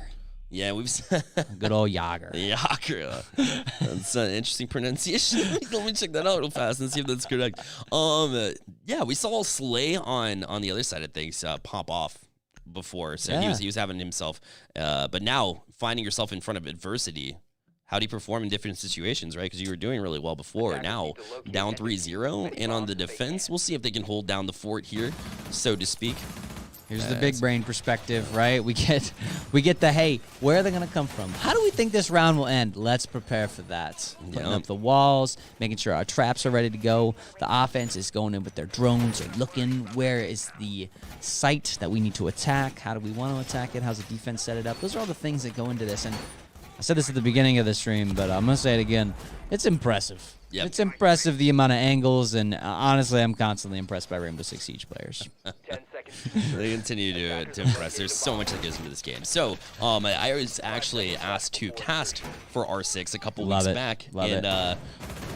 Listen, I tried to learn this game over the course of a week. I didn't even scratch the surface of all the things that go into this game, so it's impressive to see. Honestly, I think there can be like master's degree on like game knowledge. Yeah. Right? Like the amount of knowledge, even per game, you know, like from a mechanical perspective, knowing how to play certain games like Rocket League or even Valorant, and even like all games, like League of Legends and R6 have a factor of that too, where you have to know how to aim and how this movement system is, and then additionally on top of that, like you could write a book on the amount of knowledge you have on what are the setups, what are the takes, what is like, you know, the situational awareness, or like players just know where others are coming from because they've played the game so many times, and it's just really impressive. Yeah, it's all, this game is a lot about positioning, of course, but timing I think is even more important, because you have all these utilities to choose from, right? Yeah. You have your intel players, right? To find the time to use it and then get back to where you were before, and then know what the trends are and where they might be heading. Yeah, completely different ball game. So Bluefishy's just watching this hard angle, and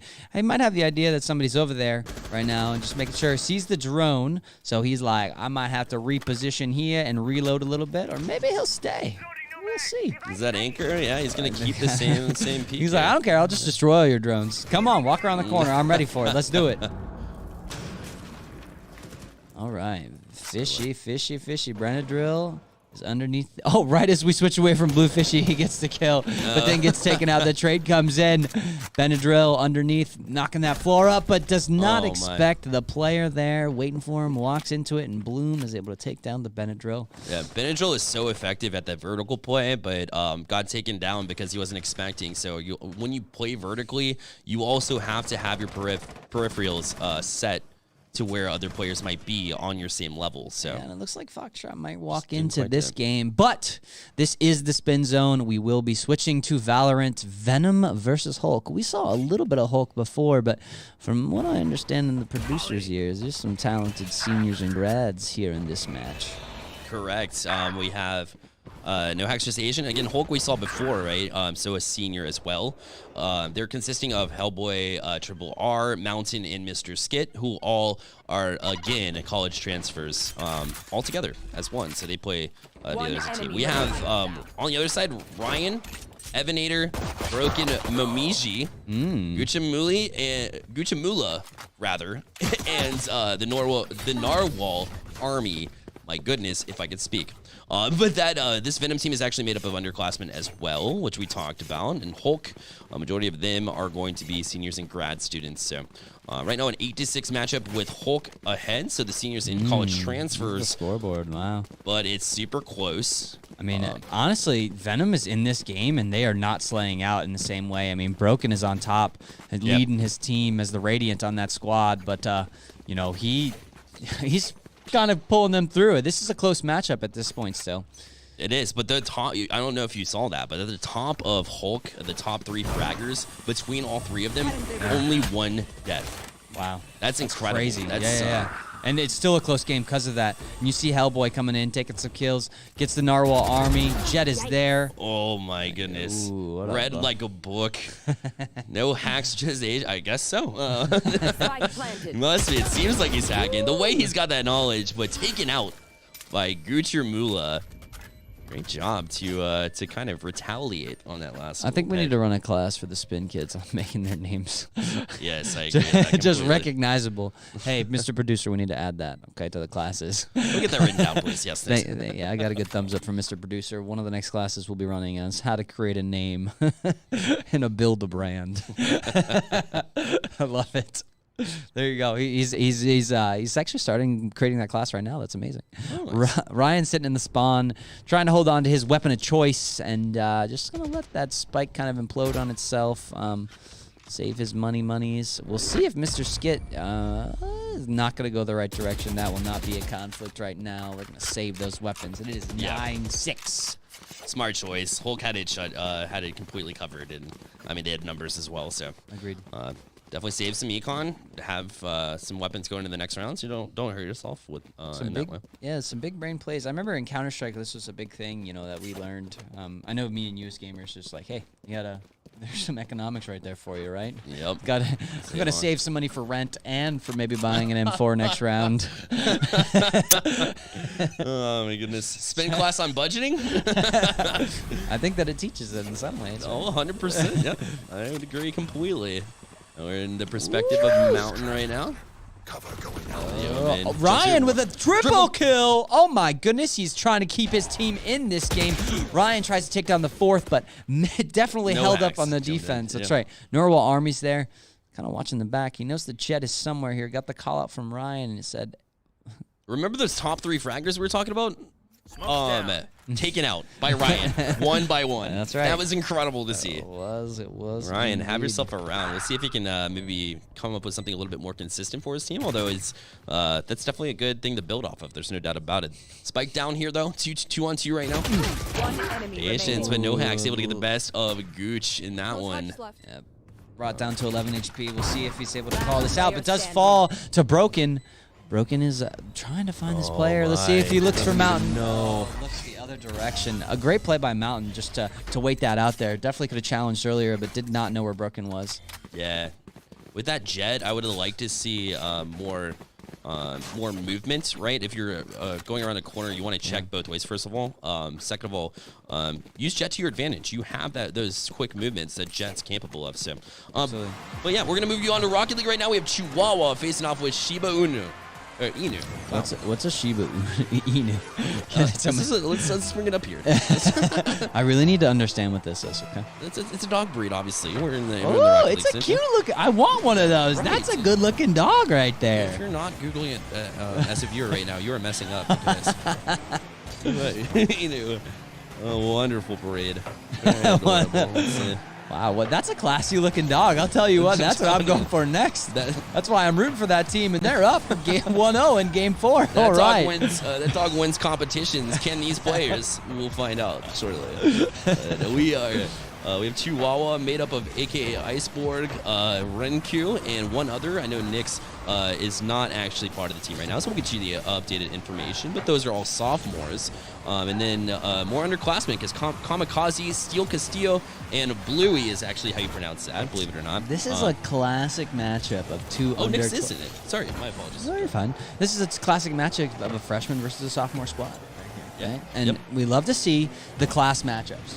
Part of what we wanted to see in a lot of ways is normally teams join as a team in some capacity, and we want you to be free agents. We want you to play with like seniors. If you're not playing with your class, you got to. You got to, because you guys are you could go somewhere together. Think about that. You and your senior buddies, maybe you play together as freshmen, and you make it all the way to your senior class. You have 4 years to work on your gameplay together. It's going to be quite the ride for you. So there's some exciting things to see within both these squads, and both of these teams are actually super talented.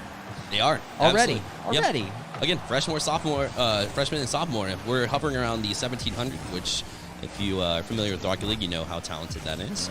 That's a winner right there, I'll tell you what. Well, I can definitely guarantee you it's in the top 1% of players in Rocket League, which is up to in the millions for sure of players, by the way. Way up there. No big. Whatever. It's fine. Great free-to-play game. And if you don't, I can't imagine you ended up in our stream and don't play games at all. Maybe you're a parent out there. Rocket League is a great one to start with. It's free to play. You can play it on Nintendo Switch, your PlayStation 4, your PlayStation 5. And it translates so easily, right? Because it's basically a traditional sports with cars. It's a great. It's soccer with cars. Simply put, it's a good place to start, no doubt. Shiba Inu is Pathfinder's next favorite I team. want that. Honestly, I need another dog, and that's the one. That's gonna be it. I just never heard of a dog like that before. It's a secret. They didn't want me to know. I know now. It's over. Shot on. What a save from Steel Castillo. As he comes across and makes a big one. A freshman that I've gotten to know over the years. He's actually I actually referred him to the league, and he's been on the up and up. There's no doubt. He used to be a champ. Got the dribble coming One, now out. he's up there. Sorry, I jumped over you, Bear. I broke the #1 rule of casting. It's my own fault. You're allowed. You're allowed. Here's Bluey. Chance. Oh, good job to jump up, but kind of a double commit here is going to allow Kamikaze to come up. It's off the back wall now. It actually beats Steel there, so Bluey going to have to be careful as he's the last one back, and a great job to buy time for his team as Iceborg tries to play across. Woo! Needed that one. The Chihuahua needed that one real bad. Blizzy with the dribble goes to the flip reset, gets it, but does get challenged in the center of it. Just gotta hold on for a minute if you're Shiba Inu. Can they though? Because it's up. It's Nyx trying to get to it, could not. But now they have possession, but Bluey able to jump up. But again, I don't understand necessarily the pronunciation there, but that's what he told me it is. Okay, Mr. Bluey. You got it, Bluey. Woo! The shot was almost on a little high. 35 seconds left. Nyx with a dangerous pass across his own net, but is pretty aware of the fact that everybody's there, gets a good challenge, pops it up. My. Oh, he wanted it, he did. Unfortunately, didn't go his way that way. It did not go his way, but it was close. It was close. It was close. Now 16 seconds remaining for this Chihuahua team to try to work it out now. Again, Chihuahua made up of Nyx, Iceborg, and Renku. This one's backtracking now. Is that Chihuahua side? It'll be up in the air. Again, remember in Rocket League, the game isn't over until it hits the ground. Kamikaze forced up, and that one will hit the ground. And your favorite team, Pathfinders, Shiba Inu with the Game 4 win, which is so satisfying when you're down. When you're down on that game, it's so satisfying. Oh my goodness, we're jumping right into the backside of a round. Spacio, our senior, is in a 4v1, and he took down 2. Did he win that round? My goodness. He won that round. We just jumped into it. Spacio, our senior, killed 4 players to defend. He's better! Koch Cool, let us know that Koch he's... isn't wrong, man. Spacio, the rounds to remember there. Oh my goodness, I love the spin zone. We went from dogs to watching Spacio get a 4K to all over the place. It is wild right now in the spin zone. We have all kinds of matches that are going crazy. That was incredible. I love the fact that we hopped in at appropriate timing, right? Thank you, Mr. Producer. That was great timing. Keep it up. You're good at what you do, sir. Tails. With an appropriate name, because he's been running in circles, trying to make everything happen right now. Chasing his tail, if you will. Tell me a little bit about this roster here, Bear. Yeah, let's take a peek here at what we're looking for. It's going to be Alpha facing off with Bravo, I believe it was. Yeah, Alpha facing off with Bravo right now. So, we have a few seniors here on Team Alpha to look out for. Julian is one of them. We have Falafel, great food, great player. And Cambo as well is a senior in college transfer too in Reaper. Reaper's Team Alpha. Other side is Bravo, made up of Sky Guy the Great. We got to see this team a little bit earlier too, I believe. A Crazier, and Alex. And Ginger Statue and Raptor. And out of that squad, Sky Guy the Great, a senior, and Ginger Statue as well, the 2 seniors on this Bravo squad. Absolutely. And these players are all over the place with many different gamer tags out there. So Yeah. Oh, my goodness. keep that in mind. It's like, who is who right now? We are working to figure that out. Oh, it's Alpha Echo. Okay. Alpha Echo, yes. Please yes. ignore the top bar right now. It Yes. is actually Alpha versus Alpha with Echo. So let's take a look at this Echo squad instead. Yes, there you go. Okay. All right. We got, we've also seen a little bit. So Space U. We get, Gosh, our cool. lone senior. 2026. Is that an 8th grader? I'd love to see it. It is. That is awesome. He's in here running with the big dogs. There's some seniors. This Telling you, man. There's actually some that, talent up and the coming, Team man. Alpha has got a bunch of seniors in a transfer, but Koch is he's hanging out with them, man. He's doing good. He is, I'm telling you, up and coming. A lot of middle Young schoolers. prodigy. Hang. Especially Fortnite, forget about it. Forget about it. Listen, I have a 7th grade cousin that can absolutely destroy me. So talent is there. There's no doubt. It is. And people that play Siege are very dedicated to it. I think it has a very passionate community, almost kind of like the Smash Bros community. Yeah. Right? You get that kind of vibe when you're talking to R6 players. They really, really love their game and they love their craft. Yeah. That they have within it. And But again, like we said, there's a lot to learn too. So if you're gonna learn all of that, it's like that takes that type of dedication, especially to get to this level. Yeah, but Spacio is a senior and the man. So if you haven't recruited him yet, you have made a mistake, good sir. Another double kill. A double kill. Against Nexus. He continues. So patient too. He might get another one here around the side. It's Sledge and able to get it to triple kill now. Spacio putting the clinic on this evening for Team Echo. You know he's got one more to go here. Can he pull it off? It's Water Bottle. Water bottle? Yeah, water bottle. Right what a now. name. I like that, actually. Let's see if Water Bottle just shoots this dude through the wall. Sometimes I don't think you can shoot that at the wall, actually. Yeah, I think Oh, my. Water Bottle peeking. There you go. Do it. Do it. Do it. Oh, do it. He knows he's there. He does. Oh, my goodness. What a play. Oh, my gosh. I don't know if he heard him or what, but. Oh, he knew. He's literally trolling. He said, whoop. Oh, my gosh. You love to see it. By the way, we do have Moss running in the background. We know if there are hackers out there. I don't think it was a hacker. I think it was a heads-up play, but we are very much tracking that. So anybody that's accusing Spacio of hacking, he's probably not. He's probably just super aware in that situation. Sometimes you just shoot stuff. You know what I'm saying? You know? If you have the awareness to, honestly, like that's really what happens. And sometimes you get called out for hacking, but I think it was just a heads-up play by him. Yeah, he knew exactly what was going on. It's just intuition in general. The more rounds you play Absolutely. of this game, you can start to feel especially if you play enough, you know exactly what the other team's thinking from their perspective. Yep. And you use it to your advantage. Why wouldn't you? Yeah, I mean, comms are everything, right? So with your game sense, right? Like, hey, I saw him here at one point, so you're thinking, where could he possibly be on the map? And that's just one of those things where you're just paying attention to that. That situational awareness, something you can't teach that, right? Right. You can't That's teach tough. that. We jump into the next round. Can Spacio keep up the incredible performance we saw since hopping over? We shall see, good sir. We shall see. So they will be, again, this is Team Echo that we're keeping an eye on. Team Orange, Spacio. Here on the defense. What are they doing? Look at all this stuff, man.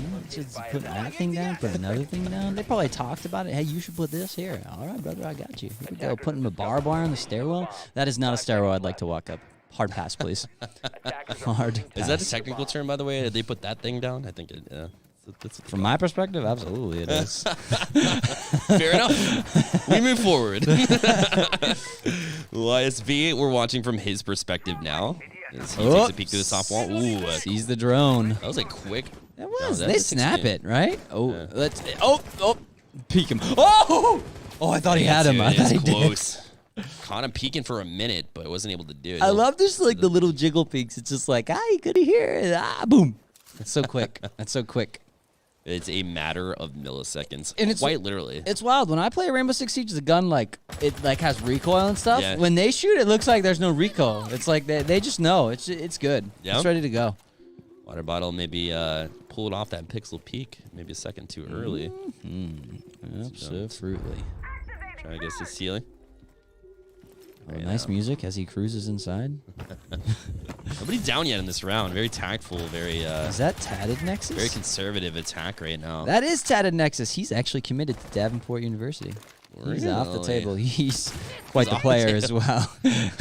If you do not know, taken, ladies. he's taken. He's committed to Davenport University. That's why Nexus. We got to talk to his parents. Actually, Rick and I got to talk to his mom. And him. Awesome. He's a great guy. Going to Davenport University. Davenport, So yeah. So we'll see lots of future things out of the Tatted Nexus from the collegiate side of stuff as well. But he's playing. He's still getting the reps in. He understands. He knows what he needs to do. Yeah, because we see talent in this showcase like we haven't seen, like even through leagues sometimes. Oh. Spacio. Coming out. Ooh, as we jump off. I never know. Look at this, man.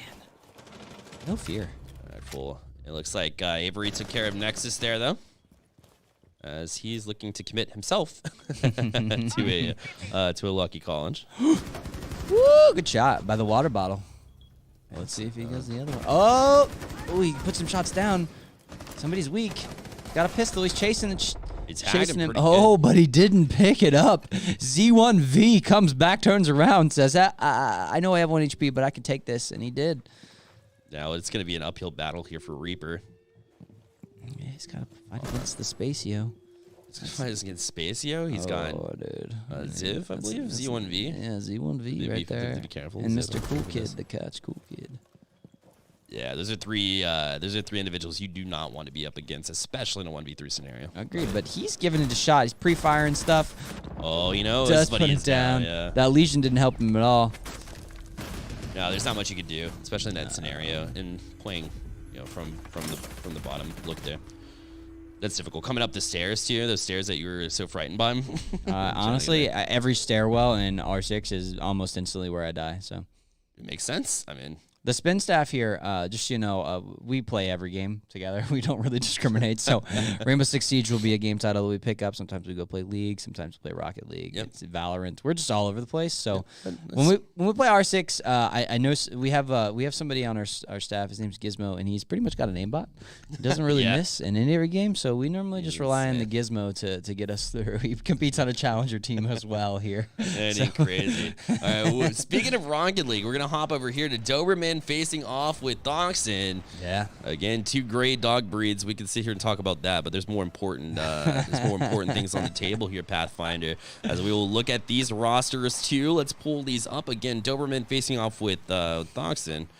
We'll see if we can pull you the exact list here. If you're at home, you probably have this list, but That's a flamethrower right there. it is flamethrower indeed. Looks like we're on to our last matchup here. So Doberman made up a Strayway, Mousy, and Nova, all seniors on this squad, all around, hovering around the 1600 area. Again, a good place to be for Rocket League. Absolutely, it is. And we got our boy Dachshund as well playing. Yeah. Let's see if we can pull up an exact list here. Sure enough, we do. It's Time X Trick Shot, Gabe, and Flamethrower was the one that you mentioned. Out of those three, one graduate or college transfer. That's Time Trick Shot. Gabe and Flamethrower, both seniors as well. So basically, all seniors and or transfers looking for a spot. Yeah. Some. Once again, senior folks in here. We have have so many different players to look at, so many different ways. I'll tell you what, and all of them are really talented and pretty good dudes. For the most part, we have a lot of good dudes. We have a lot of fun within our Spin Academy Discord and everything that we get to do. So it's just a great time to be able to hang out with the players. Yeah, the community is great. In fact, even in the server, we have some 6-man servers for Rocket League where you can get together and play against anybody at any point in time. It's a very tight community, and we love just being able to have a part of that, or just being able to connect with these students directly. Yep, and honestly, it's a pretty safe place. You know, there's a lot of places out there where it's not as safe. We do a pretty good job moderating. The folks that are that acting up in there, really, they don't act up long because the culture in there is really, really positive. So it's something that we're super excited and proud of, that we've been able to create this awesome community of kids that really they understand the next level. I think that we do a lot of coaching so that they understand how they should act and those kind of things. So a lot of talented players here for sure. But this is a close matchup. These guys are back and forth for sure. Yep, for sure. And should we leave this one as well? It's on Intel Spin 4 is the stream that we're on at the moment. Yes. Right now, 1-1 tie. Appears to be game one. We'll double check and give you the right information if that is not correct, but I believe that is the case. Yep, game number 1, sure enough. Just started. Look at this. Perfect time to hop in. Here's Time. Get over to that boost. Now up the wall, we'll try to get past one. He does. Ooh, okay, Time. I see you. Open line, but shot on, but Nova able to get back to that one, make a great save as well. He kind of matches that speed from Time and gets great defense there. Oh, it's on the goal line, and Stray able to put that one away. Doberman up 2-1 as Stray not satisfied with the shot, knew it was going to go high, so he follows up on his own shot. Very important to stay up on the play, and that's what Stray did to put it away. Yeah, the stalemates, right? When you're even and you're going into that, the last couple minutes of the game, it's whoever scores first tends to win the games. It's really hard to come back, and you love to see being able to score that first goal is super important. And you can see as I say that, trying to put another offensive round on there beats 2. I believe in the pros, it's the exact number is like 71% or something really? crazy like that. If you score first, it's definitely towards your advantage. There's no doubt about it. I believe that. Very solid point. Nova comes out with a good shot on goal. He's also live Twitch TV. Go check him out. A shameless self-promotion there. Well, we Love do. it. I mean, we allow the kids to stream. I think We do, We actually yeah. encourage it, and there you go. The bounce back. As I say, we eat our words. As hey, when it's jumping tide, you go back. But a great goal by them. But we do allow the kids to stream. Yeah. Right? We actually encourage it, right? We want them to build their personal brand, and if you want to go check out that stream, go for it. It's good too, right? Because you have there's communicating with chat if you need to too. So communication skills there too, and plus being on screen, it definitely brings some pressure. That it's good to have. It's just a good skill to have in esports. So. Absolutely, and colleges are going to look at that and say, "Wow, this person's going above and beyond," Yeah. to try and build their brand in some ways, and that helps the college as well. So they like that stuff. So if you're out there and you're not streaming, you should give it a shot. Why not? I never imagined, like back in the day when they said, "Hey, did you do any extracurricular activities?" I never once thought video games. And in this day and age, it is. I led my World of Warcraft guild. Yeah, exactly. I've actually seen that on some resumes. Really? I think it's It's cool. You're man. managing 40 people, getting them going a certain direction. I totally get it. You totally should. Yeah, and managing them in multi ways, right? Managing That's schedules, figuring out how to the gameplay thing as well. There's so many skills that come out of it. yeah, exactly. 7 raids finished, Love seeing that. Quickest raid time of all the bosses. As we go to overtime in Rocket League, and we're talking Rainbow Six Siege, and then oh my goodness, not Rainbow Six. We were talking Rocket Were League. we? Sorry, this is 100% my fault. There's so many games out there in the I world, and I'm so understand. excited for all of them. But Same. we might actually be jumping into Overwatch after this game, which is a Nice. great one for show. Loving the fact that the producers not only did a fantastic job of finding close matchups, but the variety has been unreal so far. So good to see. I love the spin zone. The spin zone this is where it's at right now. It's pretty fantastic. It's honestly. honestly, and It's one of a kind. It's never been done in any other. Oh, as I say that, the shots are coming on from the Doberman squad. everyone wants it right now. This one is gonna be Stray. He tries to find a teammate, but a did little bit. not have enough boost to get up there. Yeah, it's a little too hot to handle that pass due to lack of boost from the teammate. Here's a turn. Is he gonna have to try to backtrack on this one? Able to get away from Flamethrower for the moment. Here's Stray. Oh, he sees Mousy. He's got his teammate there. We'll try to find him off the wall. Pass good down. pass. But the shot not there, unfortunately. It was right there. It was a good location too, and a great pass from Stray. Just not able to corral that one. Was his teammate. Now Mousy back out. Does sidestep one. You got a chance here. The flick. Oh, just high. But now the follow up from Nova. Creates it, and Doberman wins in overtime 3-2, but that was all Mousy. Look at him again setting it up and throwing it off the back wall, putting that defense in an awkward position, like you said before, and perfectly done. And I think that was Mousy with the impressive play here. We move you over to Overwatch now, as we have Earthshatter versus Graviton, which we have not seen yet. So let's see if we can pull up that list as well. Yeah, from our understanding, Earthshatter won Game 1, which is actually the one we saw. We saw the team play against Molten Core earlier, so they're playing against Graviton, and they won Game 1. So we'll see what this looks like. Earthshatter was trying to keep up with Molten Core in the first time that we broadcasted in. We'll see if they can have a little bit more success here as we look at Graviton, the other side, made up of almost exclusively seniors, minus Lagoons, who's in there as Reinhardt right now for his squad. So we have Gabe, a senior, Dirt Master. We have probably Lead, Wine, Vic Fat, Danfet though, and of course we said Lagoons. All the rest besides Lagoons, all seniors, and perhaps looking for a spot. And they seem to be outclassed as far as rank goes. But again, rank is so. You never know. You never know. You never know. That's right. Especially with new squads and new teammates and new dynamics, things like that. You never know. We see a Vapor right now. Ooh, and Some some low HP, but gets healed up as he's kind of floating back and forth. And this is a control map, so we got to be able to take the point here in the center. Whoever takes it, and it's the winner. This is and it's Dirt Master's Graviton. Got it. So the Dirt red, Master, red is our Graviton. Graviton. Yeah, so Exactly. They took that first point in the first match, so they're doing good in game 2. This point is so hard to control too, because you have to defend it. You have to be on the point in order to keep it going, and to do that, you have to play from bottom up, which is tough to do. You want that high ground, so it's almost easy to take it over. Yeah, and you see this Ryan trying to push up and put pressure so that they can't get in. And they're able to take one down. The McCree goes down. That's not good.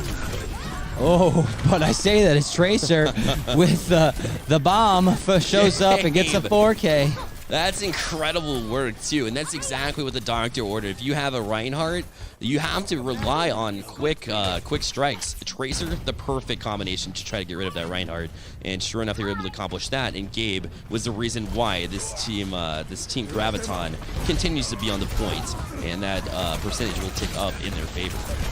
Absolutely, well, and you see the back and forth come in. Somebody put somebody else to sleep. The Hanzo coming in with the arrows. Landed some shots on that Rhine shield, trying to knock it down a little bit. And you see this little...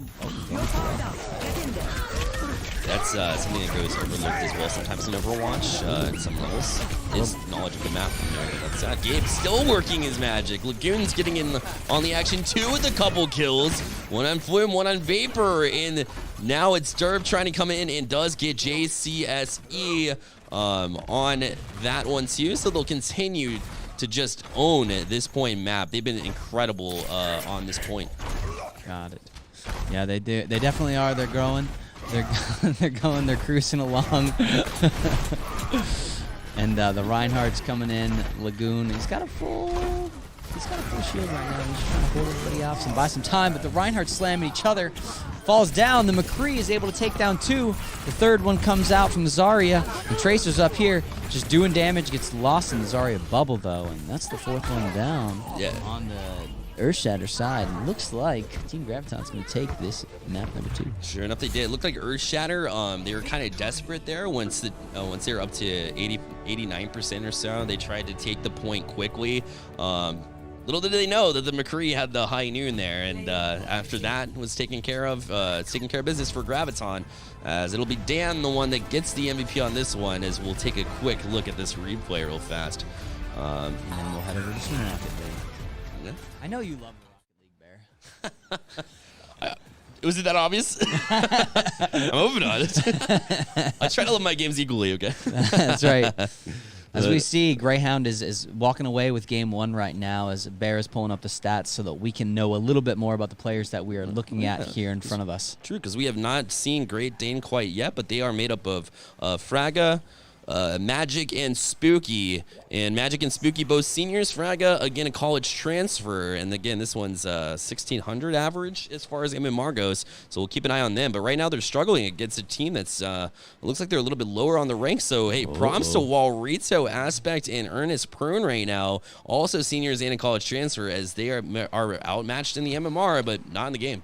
I'm telling you what. Right? And ranked can be, so deceiving, right? You never really know. You really don't. And I've seen it with like a couple players that stand out to me, like Echo, who's a Valorant player. Like, I think he's a very skilled player. He's shown that he can play multiple games and multiple titles. A great shot by Mike, by the way. Whoa! Coming across the map, being able to put one in. But as I was coming back to my main point, sometimes players just don't play well in ranked, and maybe it's because of different things that happened or internet issues or whatever, and they can show up in big moments on these days, and it shows the kind of caliber and base they have to be able to grow. And I think that's so important and so overlooked at times. Yes, 100%. I couldn't agree more.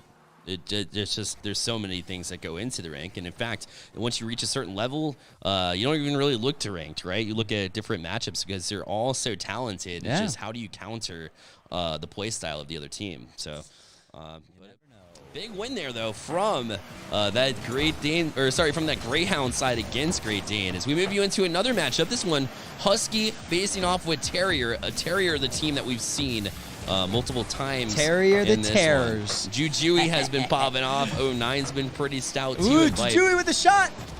Got him. And got him with that one over Husky, made up of Sneaky Turtle, Magma, and Volkenzi, an excellent individual as well that's been around the league since the beginning. I think Jujui was waiting for the stream to come, and he was like, he kind of patient, waiting. I'm waiting for the pass to come. All right, let's pop this one in right here. The spin zone is watching me. It's your time to shine. And he is, in fact, I believe is actually an 8th grader as well.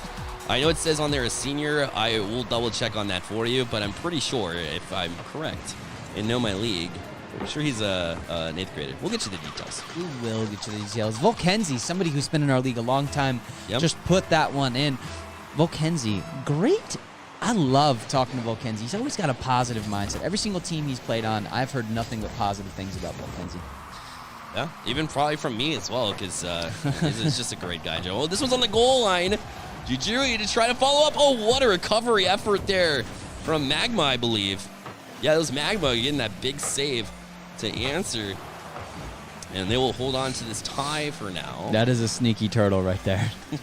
I don't know if anybody realized, but that is a sneaky turtle if I've ever seen one before. Some turtles will hop out at you. This one, not so much. I've seen the box turtles once or twice. Never seen a sneaky turtle. Oh, my goodness. For those of you unfamiliar, Box Turtle He's out helps there. me with the admin for Rocket League. Yeah, so Box Turtle is managing the show outside right now. He's managing all the people that are managing the 20 streams. So he is quite the personality here, but we love him in the office. And every single time we think of a turtle, we think of the box. And he thanks to Box Turtle himself. Sneaky Turtle gets a demo shot on, and 09 the one to connect on this one. 2-1 for Terrier. Love to see it. Great goal, honestly. He gets a little bit of space. Juju is also there, ready for the pass if he needs it, but he's like, you got this. Put it in there. It's 2-1. Let's win this game. See if they can do it. It's been pretty locked down until just now, so a 1-0 lead in the series for Terrier right now. Versus Terrier, actually, I believe this is game. Yeah, this game too. Yeah. Now it's Sneaky Turtle. Oh, Volkenzie up for it. Couldn't quite connect on Yeah, that. it was close. It was close. It'll be Magma. Backing up on it as well. Try to get it tense. But The 09. 50. Oh, my goodness. That's going to be a great one. It bounces in the goal. Jujui is going to have a shot. Goes off the post. Oh, and in. Well played. One thing that I've noticed about 09, who again is a senior, one thing about his gameplay that stands out to me is he's so quick in the midfield to get up to challenges. So you think you have a pass, right? You spot your teammate, but then 09's there to cut off that pass. And then if you have 2 commit from the opponent's side, then you have a 3-on-1. And that's just what being quick in the midfield will do for your team. And 09 has that ability, and it's been on display this entire stream. It absolutely has.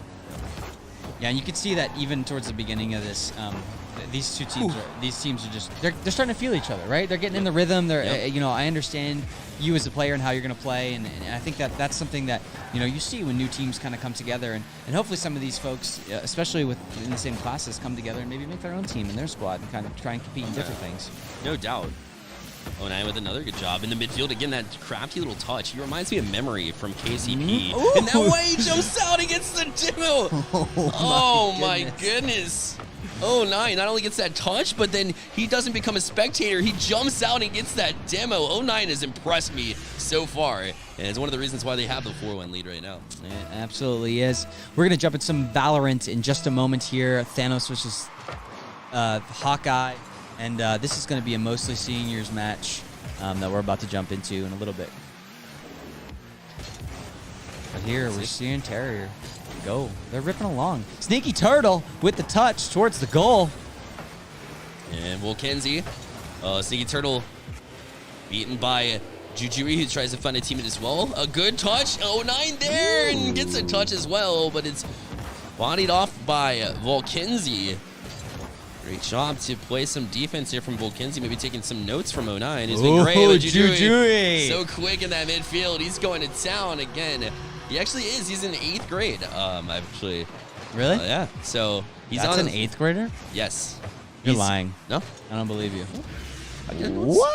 Let's take a look at the. Let's take a look at the sheet right now. We'll take a peek. It's amazing to me how these players are so good when they're so young, dude. Yes. So for those of you watching, I know it's a senior there, but he's actually an underclassman, subbed in last second because one of the players could not play. So we appreciate him being on the waiting list as well, but getting his chance to shine, and let me tell you, he's doing it. Absolutely, he has. That's an understatement. Nah, that's not true. His big brother's playing. He's got to be. Brother, give me the controller back. Hey, yo, give me the controller back, bro. By the way, we do not support, account sharing. If you're doing any of that, we will be banned immediately. Don't take lightly. Sneaky Turtle. 09, just so stout. Again, his presence in the midfield still coming up big. He was the last back and recognized that and was able to pull me up. One thing to notice is we don't call Bipe, B-I-P-E, his name very much on this team that's really taken it to this Husky squad. But it takes a lot just to be that consistent third, and I think he's been doing a great job of that too. Great touch by Volkenzi. Gets the pass there. It's a little bit of an awkward spot. We'll see. He gets it to the center, whips it towards the middle. 09. Good clear, though. He's going to control this one. But I say that. He gets 50'd. The shot goes on by Bipe. Jujui, our 8th grader, our young prodigy, coming in here. Ooh, I was just not able to convert there, but he's not known to be a goal scorer, but almost came up with one there. Volkenzi, I like jumping out there too and trying to get some physicality going up front, so absolutely. Well played.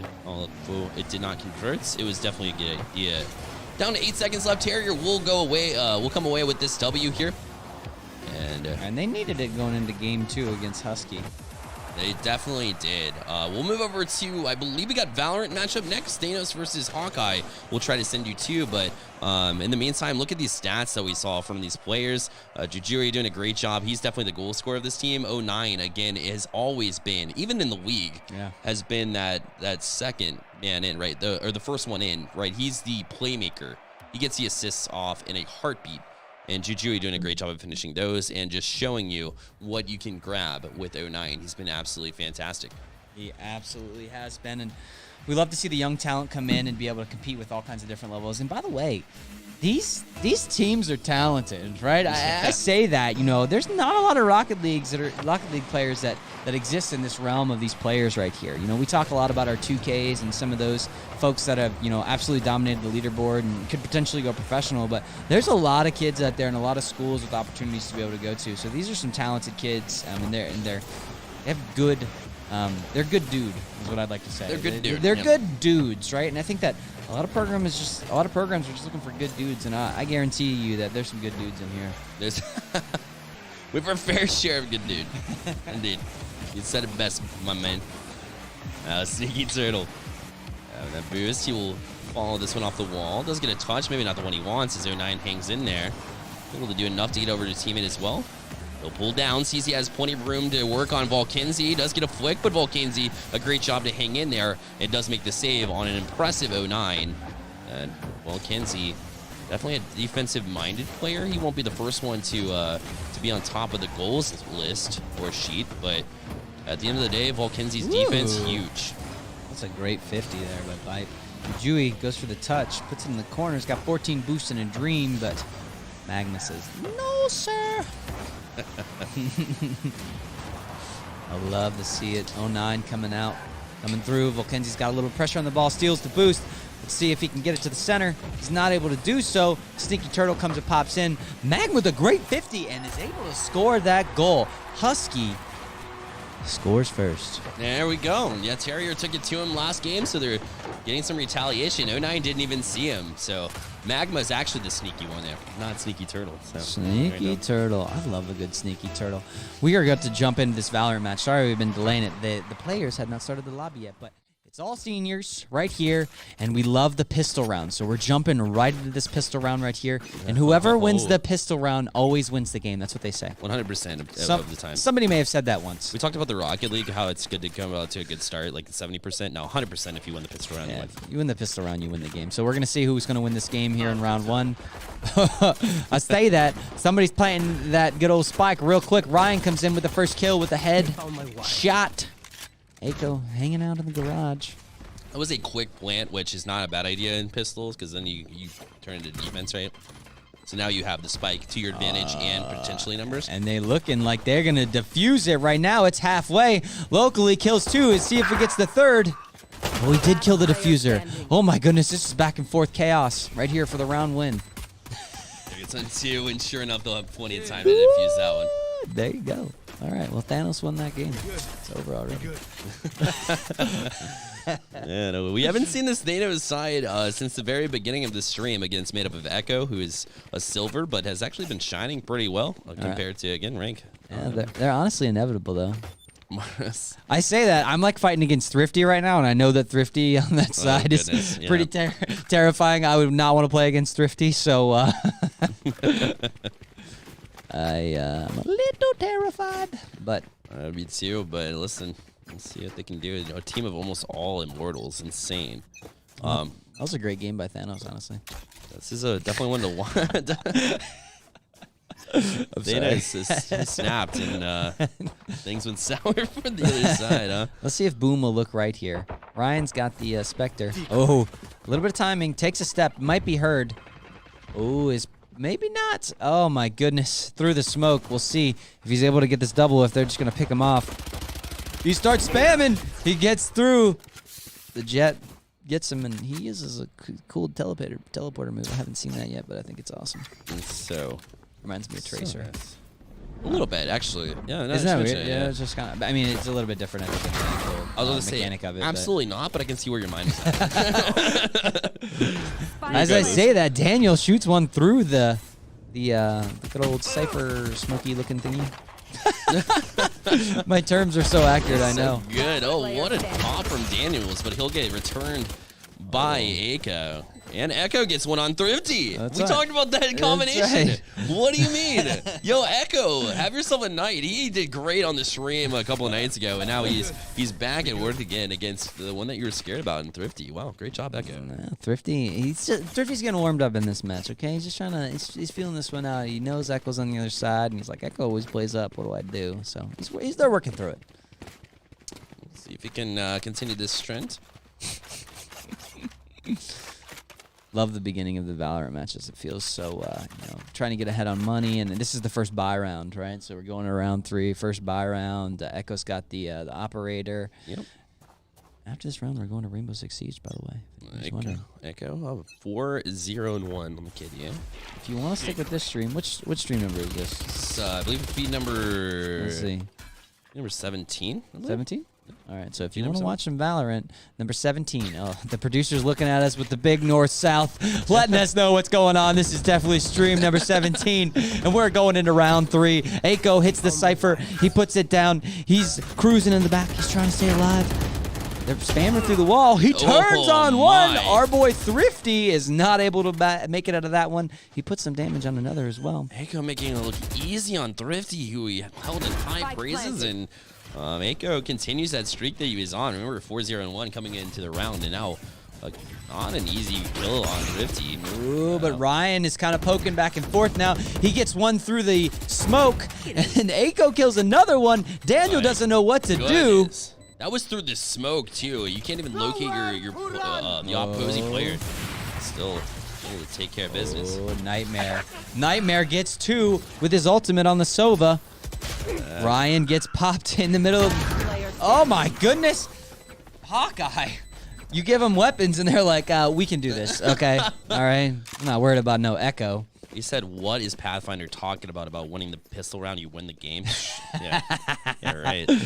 Love to see it. Love to see the players in the stream. You guys are doing awesome. I'm super stoked for you. But you already lost, by the way. Thanos won because they won the pistol. So. If you win the pistol on the other side, you have a shot, though. Yeah, that's exactly. Yeah, your chance for redemption. That's your chance for redemption right now.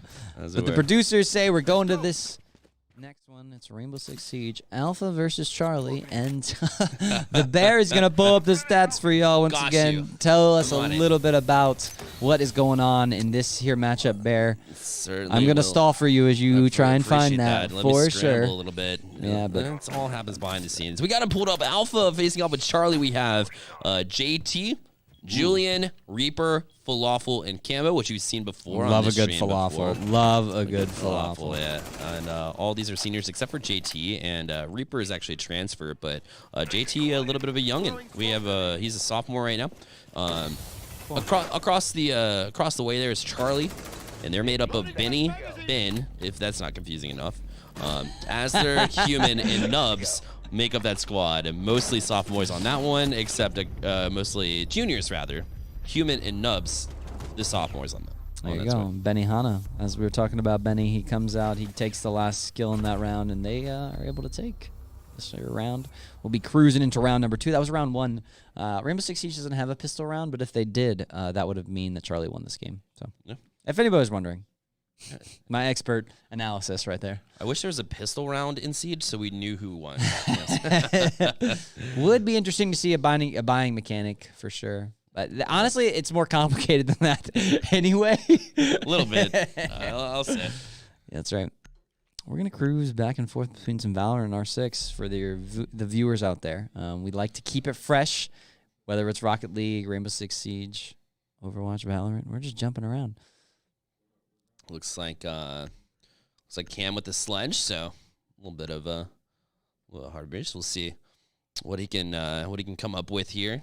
I love the hard breach paired with the Habana. You know, that's a great choice in my opinion. Yeah. You know, they're really setting themselves up to be able to entry onto this A site or B site or these sites together at some point. Oh man, a man of all the right words. All the right words. Sometimes you just need some Benadryl in your life. You know what I'm saying? Oh my goodness. Benny Drill, if you are just coming into the stream, is a player, by the way. And it's like Benny Drill and Benny Hana, so two Bens, different names.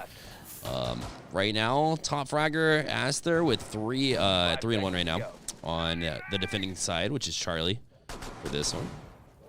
That's right. This round will now officially start as the prep's over. It's crazy. The rounds are so long, in my opinion, and I say nothing. Most of the action happens in the last 30 seconds of it, so it's like you're just waiting for that last 30 seconds to show up as we set up. Obviously, the setup is super important for all the players involved, and as we cruise along. Let's go ahead and move you into some more Valorant. Thanos and Hawkeye back into that matchup. We were in before, I believe. This so. is back and forth. Look at that. Oh, my goodness. What is happening? Mr. Producer is very excited. He's just jumping. That's right. That was a close round right there. So Thanos went up. But Hawkeye's still in it. I think that's a close game, and we're going to keep jumping forth between that. Also, Alpha. Down a player. That's right. But still have an opportunity. Let's say, is this a lightning round? We're going back and forth between the two. I like it. It's up to Nubs right now. So you'll choose to play vertically. And actually going to get tagged because of it. But not actually out, though. How am I not out? No. In the downward fashion is Cam. Oh, Reaper evening it up. Takes down our boy Benadryl. And looking for some opportunities here to open up. The minute and 39 seconds left in the round. He's droning. Reaper's droning out. Says, hey, what's going on in there? Before I stick my head out, I'd like to stick this little robot out so I don't get it shot off. So let's do that. Fortunately for him, that came up empty with the intel there. Let's see if Cam reads this one. He's got the nade out. He knows it. Ooh, he's going to get him. Oh, so close. Takes down the shield. At least going to give him some openness. And looking around, looking at our scoreboard real quick. Thank you, Mr. Driver. Yeah. We wanted to see what was going on there. All right. Owen. Now trying to peek himself. Oh, I don't think he's aware. They're right in front of him. My goodness, how did Owen get out of that one alive? Somehow able to escape. Although a lot of the health taken there. Got tagged pretty good there. Absolutely. We're We're in the 48-second mark. You know what that means. This round is about to get chaotic real fast. Let's see. Throw some smoke over there, some poison gas. Throws a grenade out. Benny Hanna and Human get to two to kind of enter into the site. We'll see if they're able to, defend the site. Yeah, it'll be up to Owen and Reaper here. 2-on-4. It's going to be difficult to do. Oh, he just needs to walk around that corner. I think there's a guy right behind him. Maybe not. Nope. I'm just not very smart. That's all. Everyone in there, everyone in the production office shakes their head. Just nodding their heads right now. Wow. That's when you know you're around friends, ladies and gentlemen. Goodness, exactly. All about honesty here. Stay plugged in. Don't you worry. Oh my goodness. Oh my! What a Reaper! What a shot! Give the chances alive in Reaper. Did get nubs, but unfortunately, the defenders will win that round due to a lack of time. So. Great job from Nubs to try to hang in there. Got an extra kill in the meantime. And we'll move on to round 3 here. As they will pick their operators now. We'll see what kind of combination they come up with here. Check out this replay by Reaper. He's going to go and snap on this guy right here. He's walking down that poof. Snappy snaps. Almost picked up the second, but isn't able to close up the round. But we love the replay function right there. Way to go, Mr. Producer. Way to go. Yeah, I'm giving you the north-south. All right, way to go. We love Kyle. Oh, man. One of our favorites. Spike Oh, planted. as we jump in, the post-plant situation, Thanos is trying to retake the site. Echo gets hit by that Sova arrow. He's going to jump across.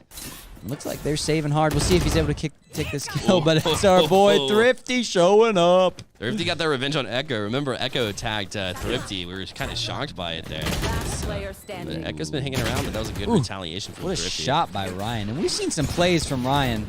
He's getting flashed and he's getting trapped right now. Does his best, but is not able to throw out the round. And Hawkeye, they're defying the inevitable. They didn't win the pistol round. And Thanos is cruising along, and Hawkeye is coming back. I mean, They've won 4 out of the last 5 rounds, I believe. So Yeah. we're making something. Putting some work in. SFC Nightmare. What a game he is having right there. Yeah, he's 10-4-4. A good place to be, especially at this level. Yeah. I don't think there's anybody who'd ever argue that. Echo's struggling a little bit to keep up with this with the higher ranked players. However, did show up when he needed to earlier. So we'll see. Lots of seniors in this match, by the way. Lots of high-ranked seniors that are looking for homes. I think Ryan has shown us that he's a top-notch player. As is Thrifty. Yep. Ooh, as I say that, Thrifty, he loves that Venom play too, which I actually don't think Venom is very in the meta right now, but he's making it. He's making it in the meta. He does not care at all. Yeah. Ooh, hello. Viper is commonly used. Oh, sorry, I said Venom. It's Viper. You're right. Thank you. Viper uses the Venom though. So I mean, hey, I can see how you're mistaken. What are you gonna do? He's got the, you know, he's got. It's still a he's got that relatively new game. Yeah, he's like a poison vibes going to him. Oh, man. You're not wrong. You're not wrong. Here's Ryan. Spike planted. Ryan's cruising along. Oh, let's see it, Ryan. We'll try to I wonder beat. if he hears some steps. He's going to go upstairs. He does not care if they hear him. Going for the retake right here with the Vandal. He's going to check this left corner. There's nobody there. That's all right. That's all right. He wasn't taking any chances. He was though. not. But He got flashed on his camera. Ryan, I don't know what he's got out, but it doesn't look like it's going to be good for the enemy team. There's a firewall. a little ball of trouble there. There's a Phoenix out there somewhere, I know. Last player standing. Boom. Takes down Ryan. Shoot through the smoke, brother. Oh. And boom with the 4K. Boom, just kind of capitalizing on the inevitable there. Once that wall came down, it was 3 defenders or 3 individuals on the other side. So It's all right. Alpha versus Charlie. Jumping back into it. Cam doing some stuff. JT, his health is slowly going down. I don't know what's happening, but it doesn't seem good. Oh, he's planting the diffuser. Oh my gosh! if you want you want some real intel, talk to my man Pathfinder. He is. He's like, what about the good job to take on a human? Oh my god! What is happening right Producer's now? messing with me, man. Oh, man. I What spend is so much happening? time organizing leagues. I don't get enough time to play the games, and I'm like looking like a fool out here. But we're having a great time. I love it, man. It's so much fun, regardless. It's right. It is really. Yeah, fun. Hawkeye is coming out. They are looking for the round right here. They do have the spike, and they are cruising towards the A site. Ooh, takes the orb. Is he gonna get his ult with that? No, he's not. I think so. Lokify, he hears him. He makes a big play on Daniel and make it 2-1. Backs up wisely. Flashes out the Sova. Localfi never the one to really jump out and cause havoc, but always a good backup or always has his teammates back. Love that play by the Sova. Doesn't get picked up. Last player Oh my goodness! Oh, that a nightmare pulled that one off. Echo returns the favor though. Wow. Honestly, Nightmare almost had that one. This is a great Yep. Sova bolt to be able to like pick up everybody. I didn't even know Echo was alive, if I'm honest. I didn't realize a 3v1. Echo shows up late and is able to clean it out. Yeah. Oh, excellent job to hang in there.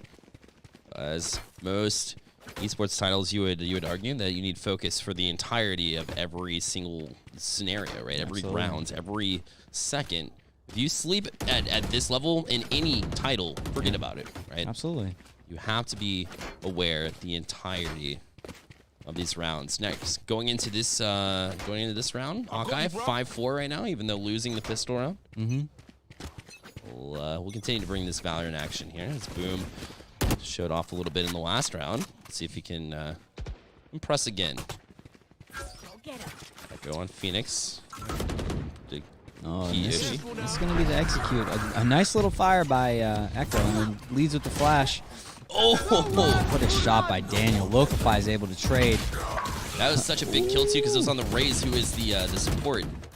So they take that out, but now it's 3-on-2 in favor of Player Hawkeye. standing. Boom gets one on Aiko as well after Aiko took out one of their own. Left with Wow. Ryan. Spike He's going to try and planted. get a pick real quick, and then he's going to use his little ability and zoom back over there and teleport. So let's see if he's able to pull this off. It's gonna be tough. It's uphill Yeah, battle. yeah. He's got the positioning though. He should get one. He does not. Oh no. Oh, but he knew. Thrifty was like, I saw what happened here. I know what's about to go down. And he turned down that box real quick. Yeah, Thrifty. When you don't hit your marks and then you have to backtrack on it, they jumped out really quickly. Thrifty understood that there's only one place that they could have gone, right? And that's backwards. There must be an Chasing audio down. cue when he put that down, so he knew it was up. Yep. 100%. Plus, it kind of marks your spot too of where you came from. So, Absolutely. great job in recognition. That's just knowing your game, right? Knowing what you're up against and the combination of the other team. Yeah. So back to some siege action here as we continue to cover Alpha, basically Alpha Charlie. Benadryl, he's hearing somebody. Oh my goodness, that's an understatement when I say he's hearing somebody. He's got his AMAX on right now. He's shooting through all the walls. He hears those audio cues. He's going at him. Right on cue, man. That's unreal. I am a visual learner, so if I don't see it, I don't know where it's at. That's incredible. Eyes in the back of your head. Intuition to not be matched. Attackers recovered the diffuser. Anna. Benny Hanna. He's hanging out upstairs. Minute left on the clock. See, just one of those games. It comes in waves, right? Comes real in waves. Benny Hanna. See, here's one underneath him. Makes the heads up play. I don't think you can shoot through those steel plates. So, oh man, He got picked. He did. It's plain and simple. Water bottle knew exactly what was going to go on. that was a great call out by his teammate. Very smart for him to back up and say, "Water bottle says I got him." Aiko in a 2v1 right here. 4-6. He gets caught out, and I guess you can shoot through that wall because Boom said we're getting it. And now as we jump into this one, it is a Aster.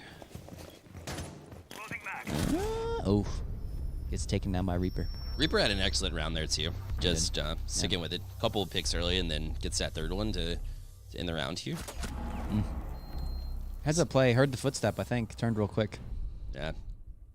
Stayed patient and gone through. Won the round. So Imagine if Valorant had this, where you could switch your class every round. I don't know if it'd be good. It's just like, it's so funny to see like the different games. yeah, and how when you are able to make adjustments. Yeah, and how different they are, and like switching sides and how that works. And it's so funny because I think that they all operate differently, but you know, I'd love to see the different stuff. I also think, you know, I think it'd be really cool to see a pick ban system for Valorant as well. I think it's gonna get to that eventually, but Yeah, I agree. what do I know? What do I know? This is about the seniors. This isn't about me. This is about the class. Colleges, what's going on out there, all right? If you're not a subscriber on our website, if you want some access to these players, you need to subscribe. I'm telling you what, I think that we have a great deal for y'all to be able to be involved, and we want to do some great things in the future, but we want to make sure that everyone is involved. So make sure you subscribe, whether you're a player, so that you can be found with your information on the website, or you're a college looking for your next talent for the next future years. You need to do that. No doubt about it. In fact, ! commands in chat. It will bring you up a list of commands that you can use to find the information you need if you're looking to recruit or even join one of our leagues. So Absolutely. make sure you take advantage of all those resources. That can be done on any of our streams tonight. Yep, all the streams. We spent more time than we'd like to admit adding commands to streams the last couple days. Please use them. Yeah, please use the commands. I mean, that's why they're there. Oh, man. You're not wrong, sir. You're not wrong. Attacker's objective is to defuse the bomb. Oh, I love you, Kyle. Mr. Producer. Just a big shout out to the production team and all the folks out there that are helping us out this evening. We love to see it. We've had a great week, and this is a great way to end the week, to be able to play every game, and be able to watch some of these kids play. Could not agree any more than that. Absolutely. Absolutely. to give you an idea, exclamation point COPE, COPE, to check out one of our sponsors. Yep. Alongside GamerGoo as well. Gamer goo. Stuff's good. It actually, like, we were talking about sweating earlier. There you go. That's what you need for You want that. to limit that? You need some GamerGoo for sure. They've been incredible. Also champion, and of course, the Charlotte Phoenix. I've heard of them before. Yeah, it's on your hat. Don't say. That's right. Omen 5 with a great play. Oh my goodness, takes There down it 2. is. Nice. Very smart. Knocks out the wall, gets some toes, and then turns. Here's the audio cue on the guy on his right. Just able to turn on real quick. Really smart. Just open up the bottom of the site. It's really smart play to be able to get some vision in there and understand. Cam takes another one down. This is a close match right here. 2-2. It's going to be left on Benadryl. Try and get some kills. Is able to knock down the diffuser, which is a big deal. Does take down another. Tries to get the third. Heads up play to know they were coming there, but wasn't able to take him down. Not quite able to accomplish what they're set to do. Some. Oh my feeling goodness, out I'm process eating here. my own words. Is this a pistol round? Oh, Hawkeye won the pistol round, didn't they? They had to have won the pistol round. This is why they're coming back, because they won that pistol round. Goodness gracious, Hawkeye. Had nothing to do with the previous 6 rounds. It did. No, what are you talking about? You're crazy. Goodness. Colleges look for the ones that are good at the pistol round. Here's your mom at twitch.tv. You go check him out. Feel free.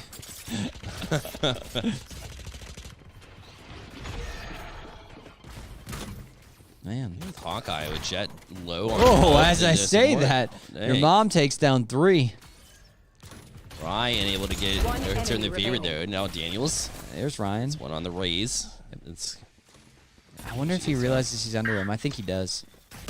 There's one. Oh, and right as he gets boom, Daniel takes him down. yeah. There's not much Ryan can do in that situation, right? It's tough.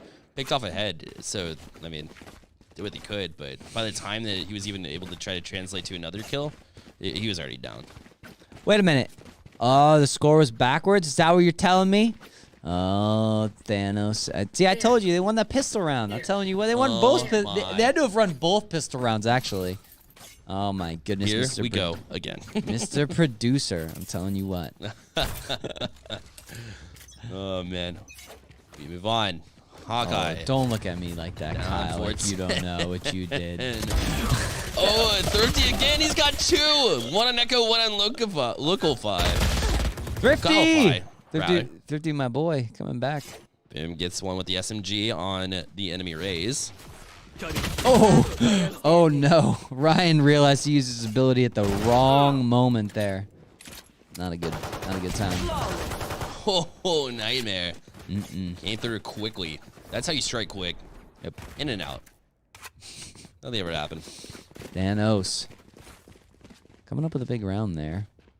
They're trying to seal this one away. This is going to be one of the last buy rounds that Hawkeye's going to get. So if they want to win this one, they're going to have to do it here. Or else their money's going to be in a worse position. So we'll Yeah, you never want to go down.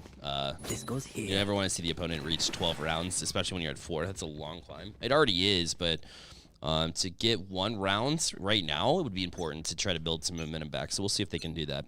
But Nightmare's been very good with this Sova. Nightmare knows exactly when to use the ult and how to use it. As Thrifty gets another one, this one on Echo.